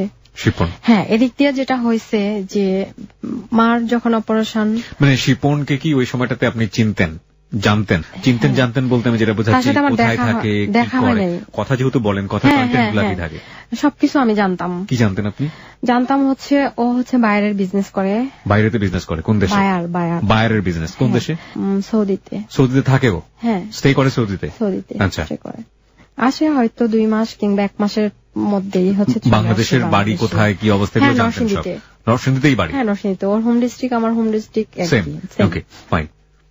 ওর সাথে যখন আমার ফোনে কথা হইতো তখন কিন্তু আমার অবস্থা খুব খারাপ হয়ে যাচ্ছিল ফ্যামিলিগত ভাবে, ছেলেটাকে নিয়ে, মাকে নিয়ে। তো এই কথাগুলি শোনার পরে সেও আমার প্রতি হচ্ছে অনেকটাই দুর্বল হয়ে গেছিল। তো বাসায় নিয়ে আসছি ছেলেকে। এদিক দিয়ে আবার ফিনান্সিয়াল কিছু ব্যাপার ছিল, যেটা হচ্ছে প্রবলেমটা শুরু হচ্ছে আর কি। ছেলেটাকে পুরোপুরি সে জানতো, মার ব্যাপারটাও জানতো? হ্যাঁ, জানতো। তো হচ্ছে আমার ছেলেটাকে বাসায় নিয়ে আসছি। আসার পরে একদিন সন্ধ্যা হবে 7টা 7:30 বাজে। তো ও যেই বিছানায় শুয়ে আছে একেবারে জানালা থেকে 4টা খুব সুন্দর দেখা যায়। তখন সে একটু কথা বলতে পারে। আপনার ছেলেটা? ও 4টা দেখতেছে তাকায়, তখন একটু কথা বলতে পারে। যখন তার টোটালি কথা বন্ধ হয়ে গেছে তার 2 দিন আগে আমাকে বলতেছে কি, মানে হঠাৎ করে জুড়ে আমাকে ডাক দিচ্ছে যে আম্মু বলে একটা অনেক জুড়ে মানে চিল্লাইতেছে। তো আমি দৌড়ায় ওই রুম থেকে গেছি। যাওয়ার পরে আমাকে বলতেছে কি, দেখো 4টা কত সুন্দর না? আমি বলছি হ্যাঁ, 4টা অনেক সুন্দর। তখন ও আমাকে বলতেছিল কি যে ওইরকম একটা কিছু কথা বলছে, কথাটা বাট ক্লিয়ার না, কিন্তু আমি বুঝতে পারছি। আমাকে বলতেছিল কি, আম্মু পৃথিবীটা হচ্ছে অনেক বড় কিন্তু মানুষের জীবনটা অনেক ছোট, ওরকম কিছু একটা বলছে। তো তখন তার লাস্ট কথা ছিল আমার সাথে এরকম। তারপরে 2 দিন বেশি একটা কথা বলে নাই, টোটালি কথা বন্ধ হয়ে গেছে। মানে ও এরকম কিছু একটা বুঝতেছিল তখন যে ও হয়তো আর কখনো কথা বলতে পারবে না কিংবা বাঁচবে না, ওরকম কিছু একটা। কিন্তু ডক্টর সম্পূর্ণই নিষেধ করছিল তার সামনে এই কথাগুলি বলার জন্য। কিন্তু আসলে এটা হয়ে যাইতো, সামহাও ও বুঝে ফেলতো। আর দেখা গেছে কি আমরা অনেক চেষ্টা করতাম কিন্তু এটা হয়ে যাইতো কোনো না কোনো ভাবে। দেখা গেছে ওরকম হইতে তো এখন তো হচ্ছে তার ট্রিটমেন্ট একটাই, ডক্টর বলে দিচ্ছে যে এটার কোনো নাই, সেভাবে চলতেছে। এখন হচ্ছে যে ডক্টর তো তাকে ছেড়েই দিল যে ওকে বাড়ি নিয়ে যান। তো এদিক দিয়া আমার মাসুদের সাথে আমার কোনো ভালো তো সম্পর্ক নাই। তো এদিক দিয়া হয়েছে বাড়ি যাব, বাড়িতে গেলাম। বাড়িতে যাওয়ার পরে হচ্ছে আমার শ্বশুর বাড়ি আরেকটা সিচুয়েশন তৈরি হইলো। ওইখানে যাওয়ার পরে অদ্ভুত যে ব্যাপার সেটা বলতে হবে। যখন বাড়িতে গেলাম ছেলেকে নিয়ে, তখন হচ্ছে আমি অন্যরকম একটা পরিবেশ ফিল করলাম। আশেপাশের লোকজন, গ্রামের লোকজন তো আয়সা বলতেছে কি, আল্লাহ, ছেলেটা এরকম হয়েছে, বাবা মার নিশ্চয়ই কোনো পাপ ছিল যেটার ফল হচ্ছে ছেলেটার উপরে গেল। This is ugly truth of our society. প্রিয় শ্রোতা, আমাদের সোসাইটিতে পরিবারে কোনো একটা প্রতিবন্ধী শিশু থাকা মানে চারপাশের ফ্যামিলির সবাই এটা মনে করেন যে বাবা মায়ের কোনো অপরাধ তার সন্তানের উপর দিয়ে এটা গিয়েছে। ধর্মীয় ভাবে কোন জায়গায় আমাদের সৃষ্টিকর্তা মহান আল্লাহ তাআলা কোথাও কখনো এই ধরনের কথা বলেননি। কিন্তু আমরা মানুষরা মানুষকে হেয় করার জন্য, আমরা জানি না এগুলো কোথা থেকে উৎপন্ন হয়েছে, কে করেছে, যুগের পর যুগ এই ধরনের অভিশপ্ত কথা আমরা আমাদের নিজের জীবনে ছাপ লাগিয়ে একজন মানুষকে ছোট করে চলেছি। যে মানুষটা বিপদগ্রস্ত, প্রত্যেকটা ধর্ম বলে, প্রত্যেকটা সমাজের এথিক্স বলে, তাকে তুমি সাহায্য করো, তাকে তুমি সামনের দিকে এগিয়ে যাওয়ার জন্য তোমার সর্বস্ব দিয়ে চেষ্টা করো। অথচ দেখুন, একটা মানুষের বিপদে একে তো না করছে আমি সাহায্য, তার মোরালিটি যাতে নষ্ট হয়ে যায় সেজন্য অত জঘন্য রকমের একটা চিন্তা ভাবনা নিজের মধ্যে পুষে রাখছে। যারা হ্যালো 8920 শোনেন, আমি বিশ্বাস করি এখানে অক্ষর জ্ঞান সম্পন্ন নন, শিক্ষিত, আমরা সোকল্ড মূর্খ যেটাই বলি না কেন, বিভিন্ন রকমের শ্রোতা এখানে আছেন।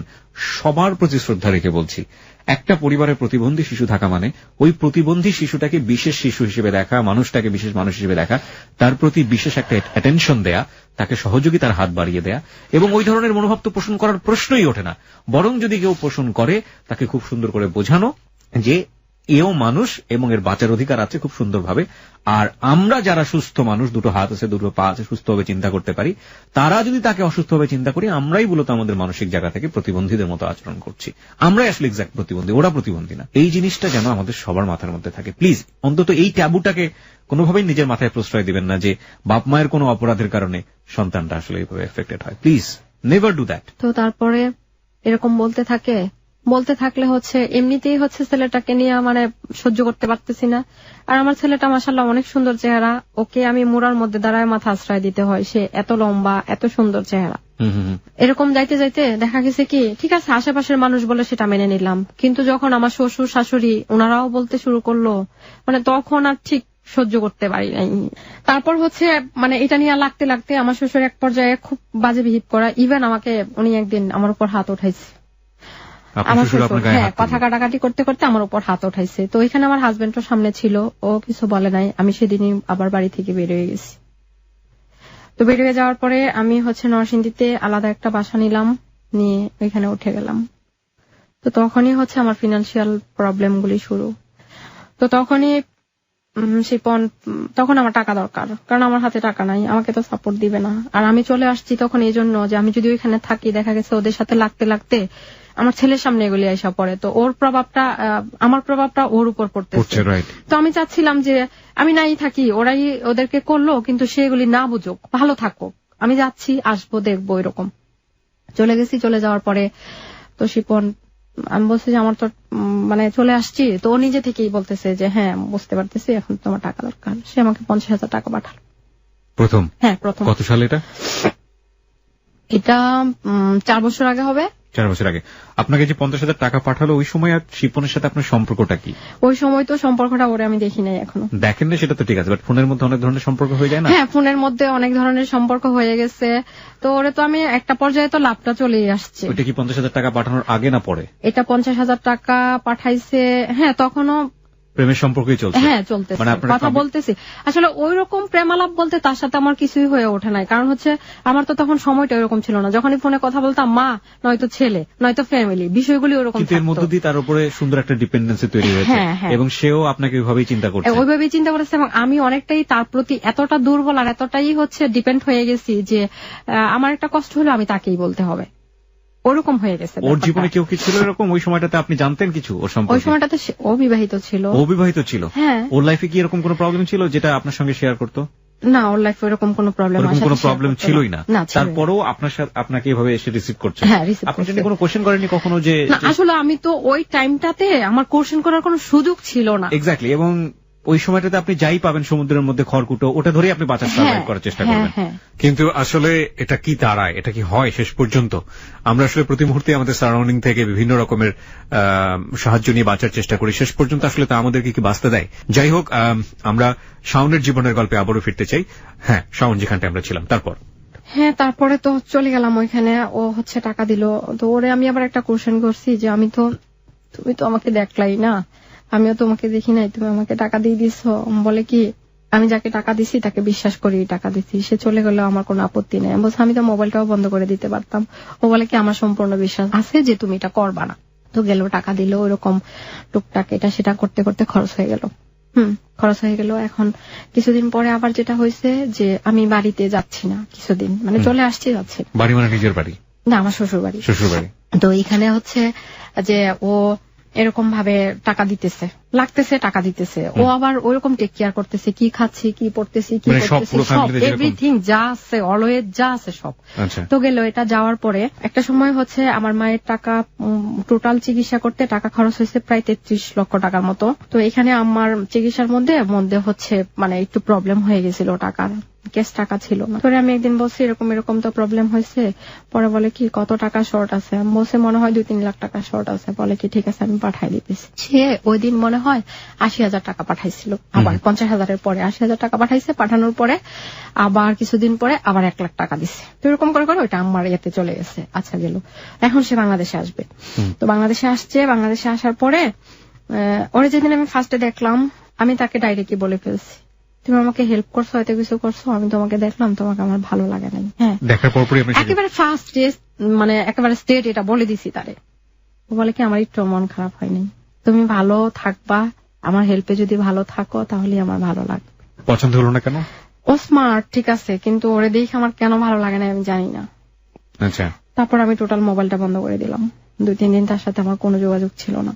এক ধরনের কমিটমেন্ট তৈরি হয় না, এক ধরনের কি বলা যেতে পারে এটাকে, যে যেহেতু আপনাকে এত হেল্প করেছে সুতরাং আপনি ওখান থেকে সরতে পারছেন না। না, পরে 2-3 দিন যখন বন্ধ করে দিলাম, তখন আবার নিজেই আমি তারে ফোন করে আবার সরি বলছে যে আমার এটা ঠিক হয় নাই, মাফ করে দিও, আমার এটা ঠিক হয় নাই। আসলে এত কথা বলার মতো সময় সুযোগ আমার ছিল না। তারপরে দেখা গেছে কি, আমি বাড়িতে যাওয়া শুরু করি। ও আবার আমাকে ইচ্ছা করেই বলতো, বাড়ি যাও, ছেলেটাকে দেখো, যাই হয়েছে না হয়েছে বাড়ি যাও। সে আবার এটা বলতো, তোমাকে আমি সারা জীবন করব, এবং তুমি আমার একটা সফট কর্নার। সেটা কেন কি কারণে আমি জানি না। পৃথিবীতে হাজার রকমের সম্পর্ক আছে প্রিয় শ্রোতা, সবসময় একটা টিপিক্যাল জায়গা থেকে আমরা চিন্তা করি বলেই আমরা যখন লাভ রিলেশনশিপের বাইরে বা লাভ রিলেশনশিপের একটা স্ট্রাকচার আছে সেটার বাইরে যখন কোনো কিছু দেখি সেটা নিয়ে আমাদের বিভিন্ন রকমের কোয়েশ্চেন তৈরি হয়। এই সম্পর্কের ক্ষেত্রেও ঠিক সেটা হতেই পারে আপনার জায়গাটি থেকে, এবং জাস্টিফিকেশনের জায়গা থেকে আপনি তো চিন্তাই করতে পারেন যে হাজবেন্ড স্টিল তারপরেও একটা মেয়ে কেন এই ধরনের এক্সট্রা ম্যারিটাল অ্যাফেয়ারের মধ্যে জড়াবে। এক্সট্রা ম্যারিটাল অ্যাফেয়ার কিংবা অ্যাডাল্টারি সম্পর্ক যেটাই বলি না কেন, এটা সিচুয়েশনাল কেস ম্যাক্সিমাম ক্ষেত্রেই, এবং সেটাকে খারাপ চোখে খারাপ জায়গা থেকে দেখার একটা সুযোগ আছে সামাজিক দৃষ্টিভঙ্গির জায়গা থেকে। কিন্তু সব সময় কি সেটা খারাপ, এটাও তো একটা প্রশ্ন। কারণ কেউ কি আসলে ইচ্ছে করে এই ধরনের সম্পর্কে জড়ান? বলুন, আপনার যে পরিস্থিতি সেখান থেকে আসলে এই সম্পর্কটাকে একটু অন্যভাবে আমরা দেখতে পারি। তারপরে হচ্ছে আপনার ছেলেটা, বড় ছেলেটা কোথায় থাকে? আপনার হাজবেন্ড? হ্যাঁ, আমার শ্বশুর বাড়িতে থাকে। আচ্ছা, ওকে টেক কেয়ার করতো কেউ? ওকে টেক কেয়ার করতো। এখানে আমার শাশুড়ি ওকে অনেক করে, আর কাজের মহিলা আছে 2-3 জন, ওরা ওকে টেক কেয়ার করে। ওর বাবা তো থাকেই। আর আপনার ছোট ছেলেটা? আমার সাথে। ছোট ছেলেটাকে আপনি নিয়ে এসেছেন? হ্যাঁ, নিয়ে আসছি। আচ্ছা। তো তারপর থেকে আমার যেটা হয়েছে, ওর সাথে সম্পর্কটা হওয়ার পরে যখন আমার সাথে দেখা হয়েছে, একদিন তাকে না বলে একদিন আমরা ঘুরতে গেলাম। তার দ্বিতীয় দিন যেটা দেখা, উজানবাটিতে বসলাম। তো উজানবাটিতে বসার পরে ও তো ওয়াশরুমে গেল, ওর মোবাইলটা রেখে গেল টেবিলে, যেটা আমি খুব অন্যায় করছি। তার কাছ থেকে পারমিশন নেই নাই। আমি তার কাছ থেকে, তার মুখ থেকে পারভেজের নাম অনেক শুনতাম, সেটা হচ্ছে তার অফিসের ম্যানেজার। তো তার নাম্বারটা চুরি করে নিয়ে নিলাম। তখন আমার আগ্রহটা এত বেশি ছিল যে যেই মানুষটা আমার জন্য এত করে, আসলে ব্যাপারটা কি, কেন করে, তার বিজনেসটা আসলে কি। আর একটা মানুষের টাকা থাকতে পারে, একজনকে এভাবে টাকা তো দেয় না। মানুষের ভিতরে কোয়ারি একটা মারাত্মক রকমের জিনিস। আপনার ভালো হোক বা মন্দ হোক, সেটার যদি যুক্ত উত্তর আপনি না পান, সেটার পেছনে আপনার সন্দেহ কাজ করবেই। যাই হোক, বলুন। তারপর তো আবার আরেকদিন আমার আরেকটা ইন্টারেস্ট হইলো, আমি জাকির সম্পর্কে সবসময় শুনতাম, যেটা দেশের বাইরে তার ফ্রেন্ড থাকতো। সেই জাকির তখন বাংলাদেশে। আমি আবার পারভেজকে ফোন দিলাম। তো পারভেজকে আমি বলতেছি কি, পারভেজ, তোমার মামা তো আমাকে জাকির ভাইয়ের নাম্বারটা দিছিল, সেটা আমি হারাই ফেলছি, প্লিজ তুমি আমাকে আবার জাকির ভাইয়ের নাম্বারটা দাও। নাম্বার দিছে, তখন আমি জাকির ভাইকে ফোন দিচ্ছি, জাকির ভাই আপনি কোথায় আছেন, আমার পরিচয়টা আপনি নাই জানলেন, আমি যখন আপনার সাথে সরাসরি দেখা করবো তখন জানবেন। যাওয়ার পরে আমি যখন ডিটেলস ঘটনা ওনাকে বললাম, আমি দেখলাম কি উনি আমাকে ভালো কিছু রেসপন্স করে নাই। আমি যে বিষয়গুলি না জানি সেই বিষয়গুলো উঠে আসতে লাগলো। কিরকম? যে শিপনের তো অনেক টাকা আছে, তার তো এই ধরনের মেয়ের সাথে অনেক ফিজিক্যালি রিলেশনে জড়ায়া অনেক মেয়েদের পিছনে টাকা খরচ করছে, কিন্তু আমার জন্য সে এতটুকু করছে, এই জায়গা থেকে আমি এটা ওনাকে বলি নাই। না বলাতেই উনি আমাকে এত কিছু বলে দিচ্ছে। বলে দেওয়ার পরে আমার ইন্টারেস্টটা আরো বেশি হইতে লাগলো। কেন? এই কথাগুলি জানার পরে। ইন্টারেস্টের কারণটা হলো অনেকগুলি মেয়ের নাম আসছে এখানে, তাহলে আমার সন্দেহ হইতেছে যে সে কি করতেছে, বাট কি করতে চাইতেছে আমি তো বুঝতে পারতেছি না। আচ্ছা, এখানে আপনার কাছে আমার একটু ফুল স্টপ দিয়ে কিছু কোয়েশ্চেন আছে। এই যে যখন আপনি কোয়েরিটা করছেন, এই কোয়েরির আগ পর্যন্ত সে আপনাকে আনুমানিক কত টাকা হেল্প করেছে? এটার আগ পর্যন্ত আমাকে সে আনুমানিক হেল্প করছে প্রায় 20-22 লক্ষ টাকা। হ্যাঁ, 20-22 লক্ষ টাকার এই টাকা মানে সবকিছু আদার্স মিলায় হবে, সবকিছু মিলিয়ে 20-22 লক্ষ টাকা আপনাকে হেল্প করেছে। এর মধ্যে আপনার সাথে কোন ধরনের কোন অনৈতিক সম্পর্ক সে জড়াতে ইচ্ছা বা মনোভাব কি পোষণ করে? না, ইচ্ছা পোষণ করে নাই, কিন্তু ফোন আলাপে দেখা গেছে মাঝে মাঝে একটু ফোন আলাপে একটু আমি ওটা অন্য বিষয়। বাট আপনার সঙ্গে ধরনের সম্পর্ক হয়নি? না, আমার সাথে। আপনার সঙ্গে যখন সে ঢাকায় মিট করেছে তখন ওই ধরনের সম্পর্ক হয়নি? কোথাও সে অফারও করেনি? না, কোথাও অফারও করে নাই। তাহলে আপনার মাথার ভিতরে কি একটা কোয়েশ্চেন রেইজ করা উচিত ছিল না? না, উচিত। 20-22 লক্ষ টাকা সে আপনার পেছনে ইনভেস্ট করলো, ইনভেস্ট বলবো না আমি, আপনাকে দিল, এবং আপনার সাথে এই ধরনের কথা বলার সুযোগও ছিল যেহেতু আপনি তাকে লাভ করেন। সেই অর্থে আপনার কোয়েরিটা করা উচিত হচ্ছে না, কারো ব্যক্তিগত জীবনে ঘাটাঘাটি করাটা উচিত। হ্যাঁ, এখানে একটা কথা বলতে হবে, এটা সে যখন এটা জানছে তখন আমাকে বলছিল বা আমার ফ্রেন্ডদেরকে বলছিল যে ওকে না করো, যে আমারকে খুঁচাইতে, কারণ হচ্ছে না খুঁচাইতে। তখন আমি জাকির ভাইয়ের সাথে দেখা করার পরে রাস্তায় এসে ওকে আমি ফোন দিই। ফোন দেওয়ার পরে ও ঘুমাইতেছিল দেশের বাইরে। তখন আমি বলছি কি, আচ্ছা শিপন, শানুকে, সুমনাকে, এমন কিছু নাম আসলো, শম্পাকে। ও আমার বলে কি, তোমার কি মাথা নষ্ট হয়ে গেছে, কার কাছ থেকে কি শুনছো, মানে ক্ষিপ্ত, অনেক ক্ষিপ্ত। তারপর আমার বলে কি লাস্টে, আমি এমনই, তোমার কোনো প্রবলেম, তোমার ইচ্ছা হলে থাকো, না ইচ্ছা হলে চলে যাও। একটা মানুষ এভাবেই টেম্পার্ড হয়। আপনি কোয়েরিটা কেন করলেন? আমাকে এই প্রশ্ন, আপনি তো ভালোই ছিলেন, আপনি কোয়েরি? হ্যাঁ, আমি ভালোই ছিলাম। আমি কোয়েরিটা করছি একটা কারণে। এখানে একটা ঘটনা আমার বলা হয় নাই। ওর সাথে একদিন উত্তরায় আমি বসেছিলাম, সেটা সকালবেলা ছিল, 10টার দিকে হবে। বসে থাকার পরে ওর মোবাইলে একটা ফোন আসছে। তো মোবাইলটা বারবার ফোন আসতেছে, ও চাচ্ছিল ফোনটা বন্ধ করে দিতে, কিন্তু ওর হাতের চাপ লেগে মোবাইলটা বন্ধ না হয়ে সেটা লাউড হয়ে গেছে। আচ্ছা, হ্যাঁ। তো তো ওইখান থেকে একটা মেয়ে তাকে বলতেছিল যে ভাইয়া আপনি বারবার কেন লাইনটা কেটে দিচ্ছেন, ভাবি কি পাশে? তখন আমি মনে করলাম যে এনিথিং রং। হ্যাঁ, তো সেই দিন আমি অনেক কান্নাকাটি করছি এবং ওরা আমি বলছি যে আসলে কে সেটা আমাকে খুলে বলো। ওর মেয়েটার বাড়ি ছিল গোপালগঞ্জে, তো সে আমাকে যেটা বললো আমার পায়ে ধরা মাপ পর্যন্ত চাইছে সে। আমি কোয়াইট অ্যাবসার্ড রিলেশনশিপ। এক তো হচ্ছে যে আপনাকে সে বউ হিসেবেও চায় না, আপনাকে গার্লফ্রেন্ড হিসেবে দেখে, সো কল্ড গার্লফ্রেন্ড, মানে গার্লফ্রেন্ডের সাথে যে ধরনের সম্পর্ক হয় সে ধরনের সম্পর্ক না, তার স্টিল ওয়াইফ আছে, বাচ্চা কাচ্চাও নিশ্চয়ই আছে। তাহলে আপনাদের এই আরেকটা মেয়ে নিয়ে সমস্যা হওয়া, কান্নাকাটি হওয়ার মানেটা কি? মানে আমি চাচ্ছিলাম, তাকে বারবার কোশ্চেন করছিলাম যে তোমার যদি কিছু সত্যতা থেকে থাকে তোমার লাইফে নিয়ে আপনার সমস্যাটা কোথায়? আপনি তো সেই ধরনের সত্যের ফেস হবেন না। আপনি তো তার আরেকটা গার্লফ্রেন্ড হচ্ছেন না, আপনি তার ওয়াইফও হচ্ছেন না। কিন্তু হচ্ছে আমার এটা খুব লাগতো তখন, কেন লাগতো আমি জানতাম না, আপনি মেনে নিতে পারতাম না। হ্যাঁ, তখন থেকে আমার সন্দেহটা শুরু। ঠিক আছে, তো তখন আমি এখানে আরেকটা কথা বলে রাখি আপনাকে, ওই জায়গাটা থেকে তখন আমি যে শানু মেয়েটা, ওর সাথে ও তখন দেশের বাড়ি চিল্লাইতেছে, ও না করতেছে। ওর বাড়ি হচ্ছে শফিপুর। হ্যাঁ, শফিপুর, ওর একটা পার্লার আছে। আমি সেখানে চলে যাই। আপনি এতটা ক্রেজি হয়ে যান? হ্যাঁ, আমি ঠিকানা নিয়ে ওখানে চলে যাই। শানুর কাছে যাওয়ার পরে আমি ফার্স্টে পার্লারে কাজ করাই, ওর পার্লার আছে। দ্বিতীয় দিন হচ্ছে তার আমি পরিচয় দিই যে শিপনের ব্যাপারে কিছু বলো। তো ওই মেয়েটা সবকিছু বলে দিছে আমাকে। কি বললো? তার সাথে একটা সম্পর্ক ছিল, কি হয়েছে না হয়েছে আছে। ওই মেয়েটা তো আমাকে ফিজিক্যাল রিলেশন ছিল সেটা না করছে, কিন্তু জাকির ভাই যেটা জানতো সম্পূর্ণ ঘটনা, উনি আবার বলছে যে ওই মেয়েটার সাথে ফিজিক্যাল রিলেশন ছিল। আচ্ছা, এই শারীরিক সম্পর্কের জায়গায় সে কি পরিমাণ টাকা পয়সা ইনভেস্ট করেছে? হ্যাঁ, ওইখানে যেটা ইনভেস্ট করছে আমি যেটা শুনলাম হয়তো 5 লক্ষ বা 6 লক্ষ এরকম টাকা হবে, মানে তাকে পার্লারটা করে দিছে সে। অদ্ভুত।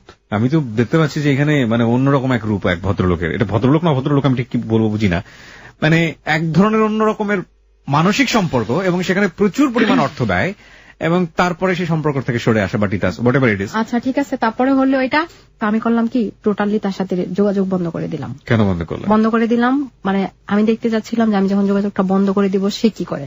আমি এখানে একটু আপনাকে থামাচ্ছি, আমি একটু নোট দিতে চাই, বিশেষ করে যারা মেয়ে বন্ধু শুনছেন আজকের এই হ্যালো ইটনা ইন্টারভিউ, এবং একসাথে ছেলে বন্ধুদের জন্য, never try this in your personal life, never ever. আপনি যদি ভালো থাকেন, সেটা বয়ফ্রেন্ডের সঙ্গে হোক বা হাজবেন্ডের সঙ্গে হোক, একইভাবে ওয়াইফের সঙ্গে হোক বা গার্লফ্রেন্ডের সঙ্গে হোক, আপনি কখনোই সন্দেহের বশবর্তী হয়ে আপনার ওয়াইফ কারোর সাথে সম্পর্কিত কিনা সেটার জন্য এইরকম ফেক বা কারো দ্বারা এক ধরনের অনেকেই করে থাকেন একটা সম্পর্ক তৈরি করা, আদৌ সেই ধরনের চরিত্রের কিনা, এবং হাজবেন্ডের ক্ষেত্রে ওয়াইফ অনেক সময় করে থাকেন, এই জিনিসটা কখনোই চেষ্টা করবেন না, কখনোই চেষ্টা করবেন না। কারণ প্রত্যেকটা মানুষের মধ্যেই কিছু না কিছু ফল্ট আছে, এবং স্বাভাবিকভাবেই ওই ফল্ট গুলো যদি অন্য কোনো মানুষের মধ্যে না থাকে, মন অটোমেটিক্যালি তার প্রতি দুর্বল হয়ে যায়। তো সেই জায়গাটা থেকে নিজে ভালো থাকার জন্য কখনো এই ধরনের ট্রাই করা উচিত না। কারণ সত্যি সত্যি যদি দেখেন যে ওই ছেলেটার প্রতি যেভাবে আপনি ফেক হয়ে তাকে ট্রাই করছেন, তার প্রতি হয়তো আপনার স্ত্রী কিংবা আপনার হাজবেন্ড হয়তো বা দুর্বল হয়ে গেল, এবং এটাই হয়তো তার ফার্স্ট দুর্বল হওয়া, তখন আপনি কি ভালো থাকবেন? বা আপনি যেটা খুঁজে পেলেন সেটার বিনিময়ে আপনি যে কি সমাধান করবেন? সুতরাং ভালো থাকতে অন্তত এই ধরনের চেষ্টা কোনোভাবেই করবেন না। বলুন। তো আমি একটা সম্পর্কে যখন যাচ্ছিলাম তখন আমি তার কাছে বারবারই হচ্ছে মাপ চাইতাম, 1000বার বলতাম যে তুমি আমাকে, তখন আমার কাছে মনে হইতো সে যদি আমার লাইফ থেকে চলে যায় হয়তো আমি বাঁচবো না। কেন মনে হয়? হ্যাঁ, এটা আমার মনে হইতো, কারণ আমার তো ওই রিলেশনগুলি ভালো ছিল না, কন্টিনিউ ছিল না, বাট আমি তখন ডিপ্রেশন অনেক ফিল করতাম। তো আমার কাছে তার সম্পর্কটা অনেক দামি মনে হইতো। আমি তাকে বারবার পায়ে ধরতাম যে আমি তোমার পায়ে ধরি, তুমি আমাকে ছেড়ে যাও না। হ্যাঁ, আমাকে যখন আমার সাথে কন্টিনিউ না করবা আমাকে বলবা যে আমি আর পারতেছি না, এখানে স্টপ করা উচিত। ওদিক দিয়ে আবার জাকির আমাকে এগুলি বলছে দেখা, জাকির তার রুম পার্টনার ছিল, তাকে ঘর থেকে বের করে দিচ্ছে। সে বাংলাদেশে আসছে, আসার পরে এখানে একটা ব্যাপার ছিল যেটা 8 লাখ টাকার একটা ফল্ট ছিল তার সাথে। আমি ওই ফ্লেক আইডির মেয়ে হয়ে আমি বলছি যে আমার এরকম প্রবলেম, পড়াশোনা করতেছি, বাবা মার সাথে এরকম হচ্ছে না, আমার একটা ছেলের সাথে বিয়ে ঠিক হয়েছে, তো ওই ছেলে তো আমাকে বিয়ে করবে, এখন তুমি যদি চাও তোমার সাথে আমি রিলেশনটা কন্টিনিউ করি, আমার মার ওই ছেলেটার সাথে এরকম টাকা পয়সা নিয়ে লেনদেন আছে, তুমি যদি এটা দিয়ে দাও আমাকে তাহলে এনাফ, ওইটা করবে না। এখানে আরো অনেক কথা আসছে, অনেক সময় ধরে করেছেন। হ্যাঁ, যা করা। তো ফার্স্টে আসলে শুরু হয়েছিল এটা মানে তাকে কাউন্টের জন্য, কিন্তু লাস্টে যেগুলি হয়েছে এগুলি মানে অনেকটাই এতটাই আগায় গেছিলাম, না আসতে পারতেছিলাম না বন্ধ করতে পারতেছিলাম। ওই ফেক আইডি থেকে টাকা তো আলটিমেটলি আপনার কাছে আসছে। হ্যাঁ, আমার কাছে আসছে। এবং ওই 8 লাখ টাকাটা কিভাবে আসছে, ওই এখানে একটা কথা উল্লেখ করা যাবে যে হচ্ছে ব্যাংকের হেড অফিসে একজন ভদ্রলোক আছে যিনি ওই ব্যাংকে আছে, ওই টাকাটা তার অ্যাকাউন্টে আসছিল। তার অ্যাকাউন্টে আসার পরে তার নাম্বারটা তার কাছে রয়ে গেছিল, সে এভাবে ধরতে পারছে আর কি। ওই নাম্বারটা ফলো করে ওই ব্যাংকে গেল, যাওয়ার পরে ওই ভদ্রলোক আবার আমাকে যখন টাকাটা দিল তখন একটা ভিডিও ফুটেজের সামনে টাকাটা দিল আর কি। তখন ওই ভিডিও ফুটেজ সে দেখেছে না, দেখে নাই, কিন্তু ওই ভদ্রলোক সেটা রাখছিল। ওই ভদ্রলোক মনে করতো আমার জবের যদি কোনো প্রবলেম হয়, সেই ভদ্রলোক হিন্দু ছিল, খুব ভয় পাইতো। আরেকটা ঘটনা হচ্ছে, বাংলাদেশে আসার আগে তার 8 লাখ টাকা দেওয়ার কথা ছিল, তো 7 লাখ টাকা পাঠাইছে। 7 লাখ টাকা একবারই পাঠিয়েছে? না, একবারে পাঠাই নাই, ওইটা গত রমজানে পাঠাইছে, তো 2-1 পাঠাইছে, ওরকম 1 মাসের মধ্যেই পাঠাইছে। তারপরে হচ্ছে ওই মেয়েটার সঙ্গে কথা বলতো, মানে আপনি কথা বলতেন চাইনিজ মোবাইল থেকে ভয়েস চেঞ্জ করে? হ্যাঁ, ভয়েস চেঞ্জ করে। কিন্তু আমি যে তাকে এতবার, আমি যেই জায়গায় আমার সাথে বসতো কথা বলতো, ওই জায়গাগুলি আমি বারবার হচ্ছে সেখানে মাথায় থাকতো না। কিন্তু তার যে বক্তব্য ছিল যে সে নাকি এটা ধরার জন্যই হচ্ছে যে আসলে কনফিউশনে ছিল, তখন সে এটা কনফিউশনে ছিল এটা কে ধরার জন্য। কিন্তু আমার কোয়েশ্চেনটা হলো, যখন সে বাংলাদেশে আসলো তখন আমি তখন বললাম কি আমার তো আরো 1 লাখ টাকা লাগবে, তো আমার জন্য অনেক গিফট নিয়ে আসছে। ওই যে ফ্লেক আইডি, যে ফ্লেক আইডির নাম কি ছিল? অ্যাঞ্জেল শাওনি ছিল। অ্যাঞ্জেল শাওনি, হ্যাঁ। তো তখন হচ্ছে কি যে গিফট নিয়ে আসলো, তো গিফট কোথায় আনবো? শহীদ মিনারের সামনে যাইতে হবে, মানে সেটা আমি বলছি আর কি যে শহীদ মিনারের সামনে যাব। তো শহীদ মিনারের সামনে গেলাম, যাওয়ার পরে সেই 1 লাখ টাকা গিফট সবকিছু আছে, ওকে। আরো এক্সট্রা 5,000 টাকা হচ্ছে আমার খরচের জন্য। হ্যাঁ, আর প্রত্যেক মাসে হচ্ছে মানে যেই 2-1 মাস কথা বলছি তার সাথে, ওইখানে হচ্ছে প্রত্যেক মাসে 25,000 টাকা করে দিত, শুধু হচ্ছে আমার ওই ইউনিভার্সিটি খরচ। তখন কি আপনার সঙ্গে কোনো যোগাযোগ ছিল তার, মানে ফ্লেক আইডি ছাড়া? না, ফ্লেক আইডি ছাড়া আমার সাথে যোগাযোগ টোটালি প্রায় বন্ধের পথে, ভুলে গেছে সে সম্পূর্ণভাবে আমাকে। ঠিক আছে, বলুন তারপর। হ্যাঁ, তারপরে হচ্ছে কি ওই শহীদ মিনারে গেলাম। তো শহীদ মিনারে যাওয়ার পরে এখানে একটা নাম আসবে, মোতালিব, আমার ড্রাইভার যিনি ছিলেন, গাড়ির ড্রাইভার, উনি আমাকে অনেক হেল্প করছে। আমি এই লোকটাকে যথেষ্ট পরিমাণে রেসপেক্ট করি, যথেষ্ট পরিমাণে, এবং শিপন নিজেও করতো, অনেক অনেক ভালো মানুষ। তো ওই মোতালিব ভাইয়ের গাড়িটা পিছনে রাখা, তো সামনের যে শহীদ মিনারের গেটটা আছে সামনে, তো আমি আবার বলতেছি কি যে তুমি যে টাকাটার গিফট গুলি দিবা আমার একটা ছোট, মানে এক ফ্রেন্ডের ছোট ভাইয়ের কাছে দিতে হবে। তো সেই আমার এক ফ্রেন্ড আছে কণিকা, যেটা হচ্ছে আমার ছোটবেলার বন্ধু, ছোটবেলা আমার খুব ক্লোজ বন্ধু, সে ডিটেলস ঘটনা জানে, এবং তার সাথে আমার কোন রকম কোনো প্রবলেম হলে কণিকাকে ফোন দিত কিংবা মোতালিব ভাইকে ফোন দিত যে তার কি হয়েছে, সে কেন ফোন ধরে না, তার সাথে এই প্রবলেম গুলি হয়েছে। তো গেল এটা, যাওয়ার পরে আমি পিছন থেকে দেখতেছি কি যে সুন্দর করে সে আয়সা গাড়িটা তার থামলো ওই ইয়ের সামনে, সামনে। সত্যি তার আগে তার ছবি দেয়নি সে ফেসবুকে? না, ফেসবুকে তার আগে তার ছবি দেয় নাই। আমি বুঝতে পারছি যে মানে টাকা একটা মানুষের কাছে কত বেশি হলে না। তারপরে আরো কিছু কথা আছে। ও যখন গাড়িটা এসে থামলো তখন দেখলাম কি তার ড্রাইভার গাড়িটা দরজাটা খুললো, সে সুন্দর করে নেমে ওই ছেলেটাকে মানে গিফটটা টাকাটা দিয়ে আবার 1 মিনিটের মধ্যে গাড়িটা এখান থেকে চলে গেল।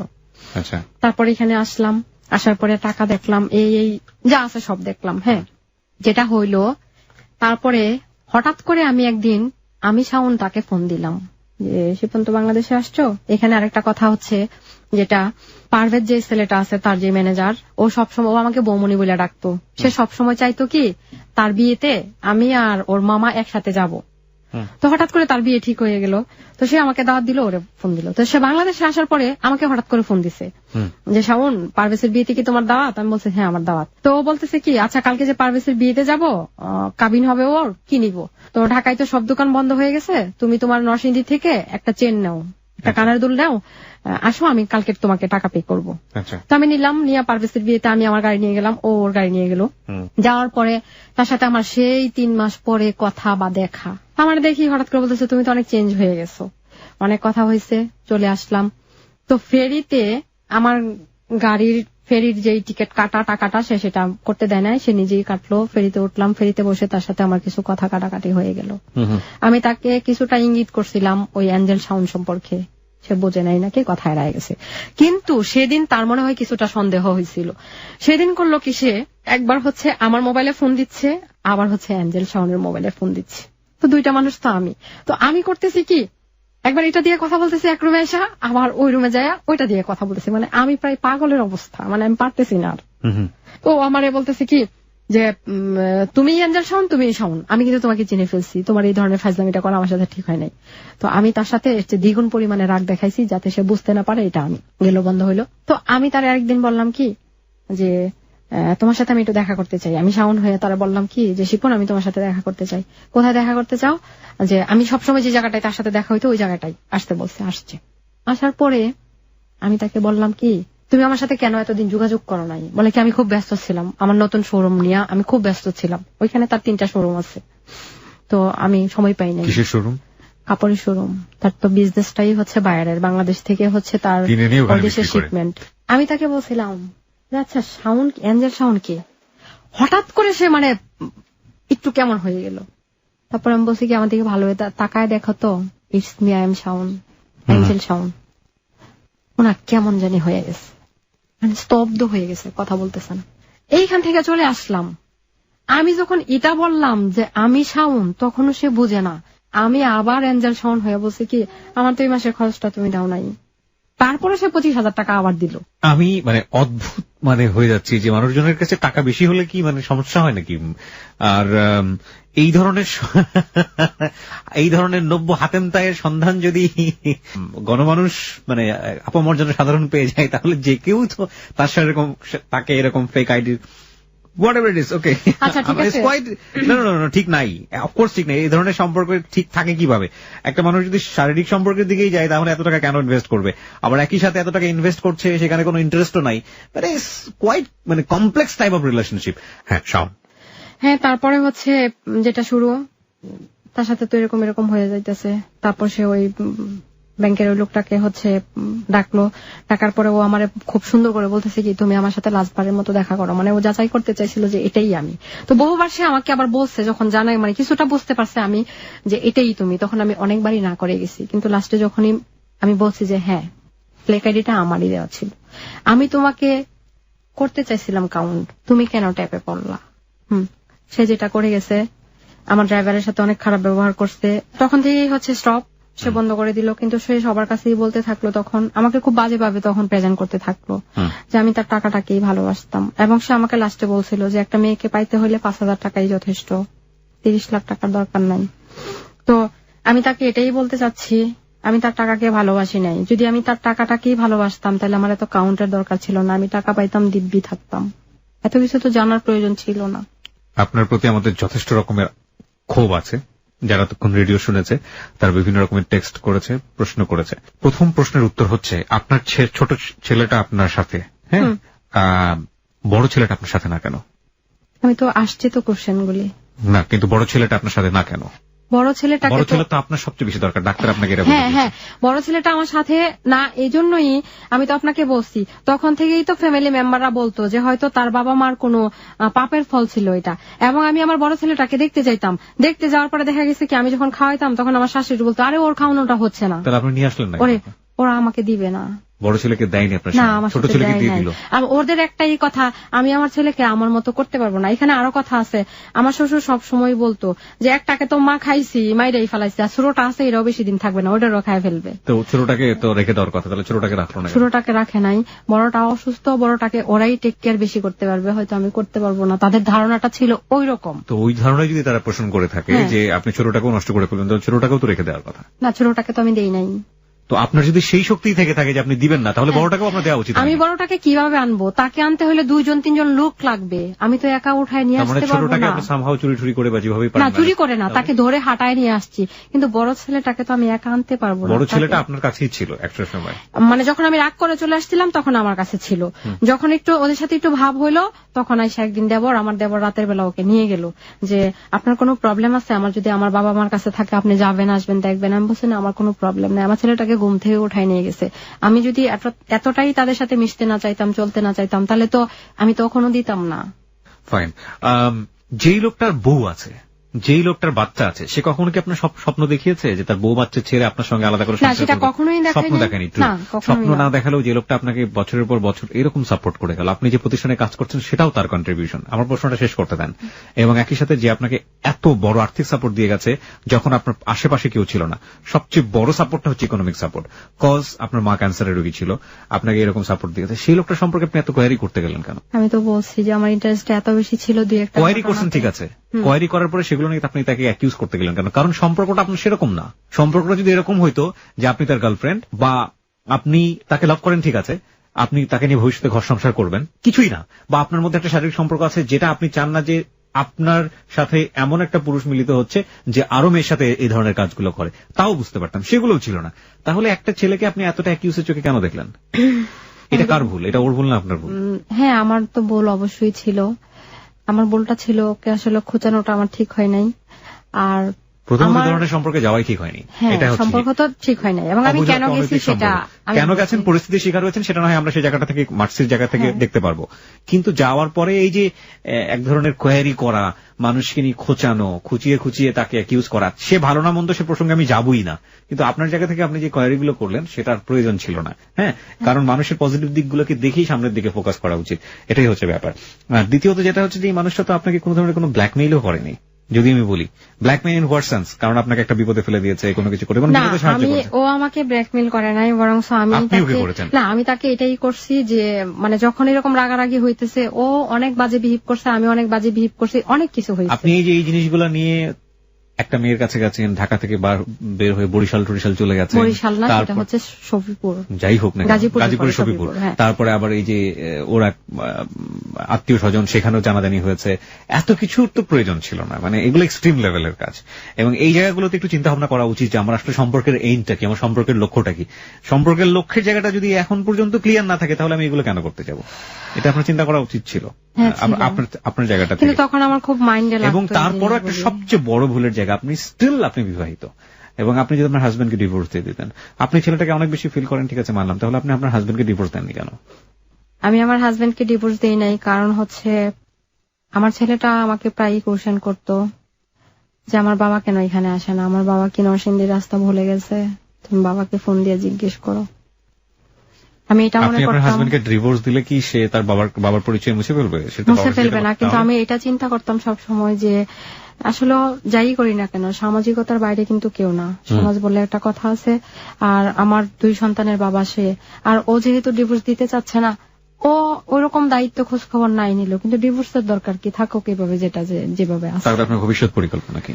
ভবিষ্যৎ পরিকল্পনা হচ্ছে আমার হাজবেন্ড যদি আসে, ভালো করে বসে কথা বলে, হ্যাঁ আমি হয়তো ভুলতে পারবো না এই জিনিসটা, কিন্তু তার প্রতি আমিও যেটুকু দায়িত্ব আছে সবটুকুতেই হচ্ছে পরিপূর্ণ থাকবো।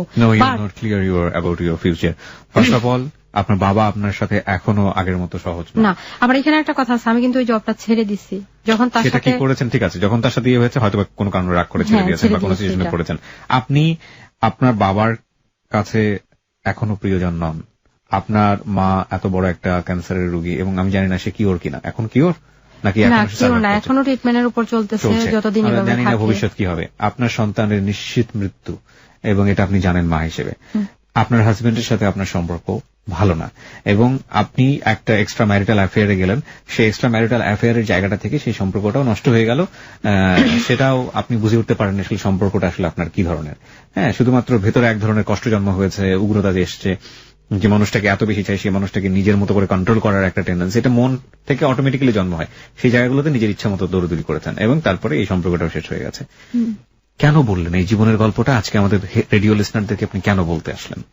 আমি বলছি এজন্য, ও সবসময় এমন ভাবে আমাকে প্রেজেন্ট করে যখন রিলেশনটা শেষ হয়ে গেল যে আমি তার টাকাটাকে ভালোবাসছি, তাকে কখনো ভালোবাসি নাই। এবং হচ্ছে যে আমি ভুল করছি সেটা আমি তার কাছে বারবার স্বীকার করলাম। হ্যাঁ, তার সাথে যখন আমি কোনোভাবেই হচ্ছে যোগাযোগ করতে পারতেছিলাম না, লাস্ট বারের মতো আমি এয়ারপোর্ট পর্যন্ত গেছিলাম, এবং তার কাছে আমি পায়ে ধরে পর্যন্ত মাপ চাইছি, ও আমাকে আসলে মাফ করে দেখ। আর আমি যেটা যখন করছিলাম যে আমি ওরে অনেক ফিল করতাম, এবং এত বেশি ফিল করতাম যে আমার খুব মাইন্ডে লাগতো এই ব্যাপারগুলি, হয়তো সেজন্যই মানে এতটা বের করছি আমি। আর আমি যদি তারা লাভই না করতাম তাহলে হচ্ছে এগুলি তো আমার খোঁচানোর কোনো প্রয়োজনই ছিল না।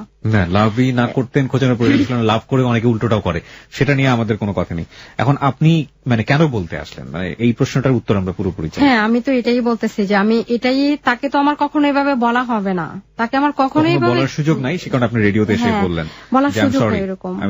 আপনি তাকে সরি বলতে। আপনি জানেন যখন তার সাথে আমার রিলেশনটা নষ্ট হয়ে গেছে, আমি একদিন হচ্ছে গাজীপুরে মানে রাতে 12টার সময় হচ্ছে মেন রোডের উপরে দাঁড়ায় আছি হাঁটতেছি কেন, আমাকে এক লোক বলছে কি গাজীপুরের এরকম একটা কবিরাজের কাছে যান, ও যদি রিলেশনটা নষ্ট হয়ে যায় ও আপনার কাছে ফিরে নিয়ে আসবে।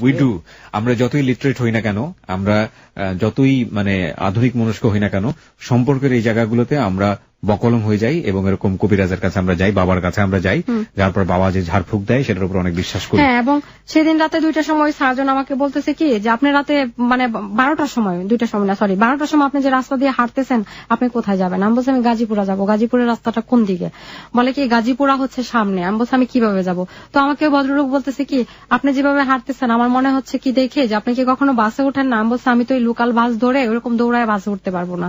তো একটা সিএনজি যাইতেছে গ্যাস নেওয়ার জন্য, ওই সিএনজি ডাক দিয়ে আমাকে উঠাই দিছে।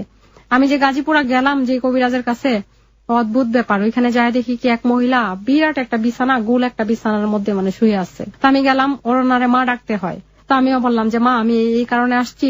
তো উনি আমারে তখন বলে কি যে কালো মুরগির ডিম নিয়ে আসতে হবে আর হরিণের চামড়া দিতে হবে। আমি বলছি মা আমি এগুলি আপনাকে কোত্থেকে দিব? আপনাকে আমি টাকা দিতে পারবো, আপনি আমাকে এনে দেন। এনে দিল। এখন যে বাসায় গেলাম ওই বাসায় মানে একটা পোড়া সোজা কথা যে নিচে হচ্ছে পানি উপরে হচ্ছে বাসা, ওইরকম বাসা। আর তার পরিবেশ এতটাই খারাপ, এতটাই যে বাসায় একটা বাথরুম পর্যন্ত নাই। তো যে মহিলা আমাকে খাইতে দিল সেই হাত দিয়ে, উনি নিজে খাচ্ছে, ওই হাত দিয়ে আমাকে পানি দিচ্ছে, খাবার দিচ্ছে, আর মাটির একটা পেয়ালার মধ্যে সে আমাকে খাইতে দিচ্ছে, আর একটা স্টিলের একটা গ্লাসের মধ্যে আমাকে পানি দিচ্ছে, সেটা খুব নোংরা। তো আমি তখন মোতালিব ভাইকে ফোন দিলাম, মোতালিব আপনি কোথায় আছেন? বলে কি আমি তো মাত্র ঢাকা থেকে আসছি। আমি বলছি ভাই আমি মেন রোডের উপরে দাঁড়ায় থাকবো, আপনি আমাকে এসে নিয়ে যান, আমি এখানে থাকতে পারবো না। বলে কি আপনি কোথায় গেছেন? আমি বলছি এরকম একটা কাজে আসছিলাম। তখন আমি বলি নাই কোথায় গেছি। মানে ধরনের কাজকর্ম করেছেন? হ্যাঁ, অনেক করছি। কিছু বলার নাই, নাথিং টু সে। আপনি মানসিকভাবে অনেক দুর্বল ছিলেন এই মানুষটির প্রতি, যে কারণে তাকে অন্যভাবে হলেও স্বপ্ন দেখেছেন পাওয়ার জন্য, কিন্তু এই স্বপ্ন দেখাতে একটা ভুল ছিল, অনেকগুলো ভুলে যাওয়ার জন্য। এখানে আরেকটা কথা বলবো, আমি তাকে আমার মতো করে সে আসতেই হবে, পাইতেই হবে, বিয়ে করতে হবে, এটা আমি কখনোই চিন্তা করি নাই। হ্যাঁ, আমি জাস্ট তার কাছে শুধু এটুকু চাইছিলাম সে আমার সাথে কথা বলতো। আমার সবসময় তখনই মনে হইতো ও যদি আমার সাথে কথা বলতো আমার ভালো লাগতো। মানে এই যে আমি ছেলেটার কাছে যাইতাম, বসতাম, কথা বলতাম, এই জিনিসগুলি হচ্ছে মানে অনেক শক্তি পাইতাম, মানে সাহস পাইতাম। সেই জিনিসগুলো তো সে আপনাকে দিয়েছিলই, কিন্তু আপনি সন্দেহ করে করে সেই জিনিসগুলো আপনি নষ্ট করেছেন। হ্যাঁ, আমি নষ্ট করেছি। যেহেতু আপনার সম্পর্কের আলটিমেটলি এর বেশি কিছু চাওয়ার ছিল না, তাহলে সে কি করছে না করছে তার ব্যক্তিগত জীবনে। এবং আমি তাকে বারবার বলছিলাম। ফাইন, এখানে আপনাকে নিয়ে আমার একটা কথা বলার আছে, কারণ শোর জায়গা থেকে যেহেতু হয়তো ভবিষ্যতে আপনি এই রেডিও শোটা শুনবেন, সেটা হচ্ছে ভাই আপনার টাকা কি অনেক বেশি হয়ে গেছে? টাকা যদি বেশি হয়ে গিয়ে থাকে তাহলে মানব সেবায় কাজগুলো ব্যয় করুন। আপনি অনেক বড় মনের মানুষ হয়তোবা, নইলে এরকম এক একটা সম্পর্কে আপনি জড়াচ্ছেন, চাওয়ার সঙ্গে সঙ্গে আপনি লাখ লাখ টাকা দিয়ে দিচ্ছেন।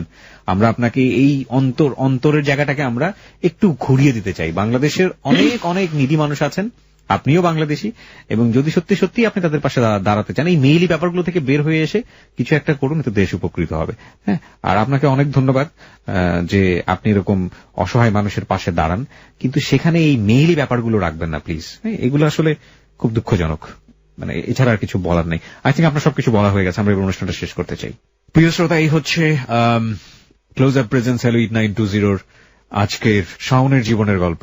আমরা আজকের মধ্যে এখানেই শেষ করতে চাই। Of course it's a mysterious life story, একটু মনোযোগ দিয়ে শুনলে একটু অন্য রকমের ফ্লেভার পাওয়া যায়। সেটা হচ্ছে যে আমরা যদি শুধুমাত্র শাওনের জীবনটা নিয়ে চিন্তা করি, তাহলে তার জীবনে সুখের যে সন্ধানটি দিয়েছিল ওই হাঁসের ডিমের মতো আর কি। মানে হাঁস স্বর্ণের ডিম পারে, না জানি পেটের ভিতরে কত স্বর্ণ লুকানো আছে, সুতরাং পুরো হাঁসটাকেই কেটে ফেললাম, এবং তারপর দেখা গেল যে আসলে ওরকম কিছু না। তো এটা অবশ্যই আমরা সাপোর্ট করি না, এটা এক ধরনের অন্যায় সম্পর্ক, কিন্তু যদি বিপদের বন্ধু হিসেবেও তাকে দেখে থাকি, যেটা সে দেখতো,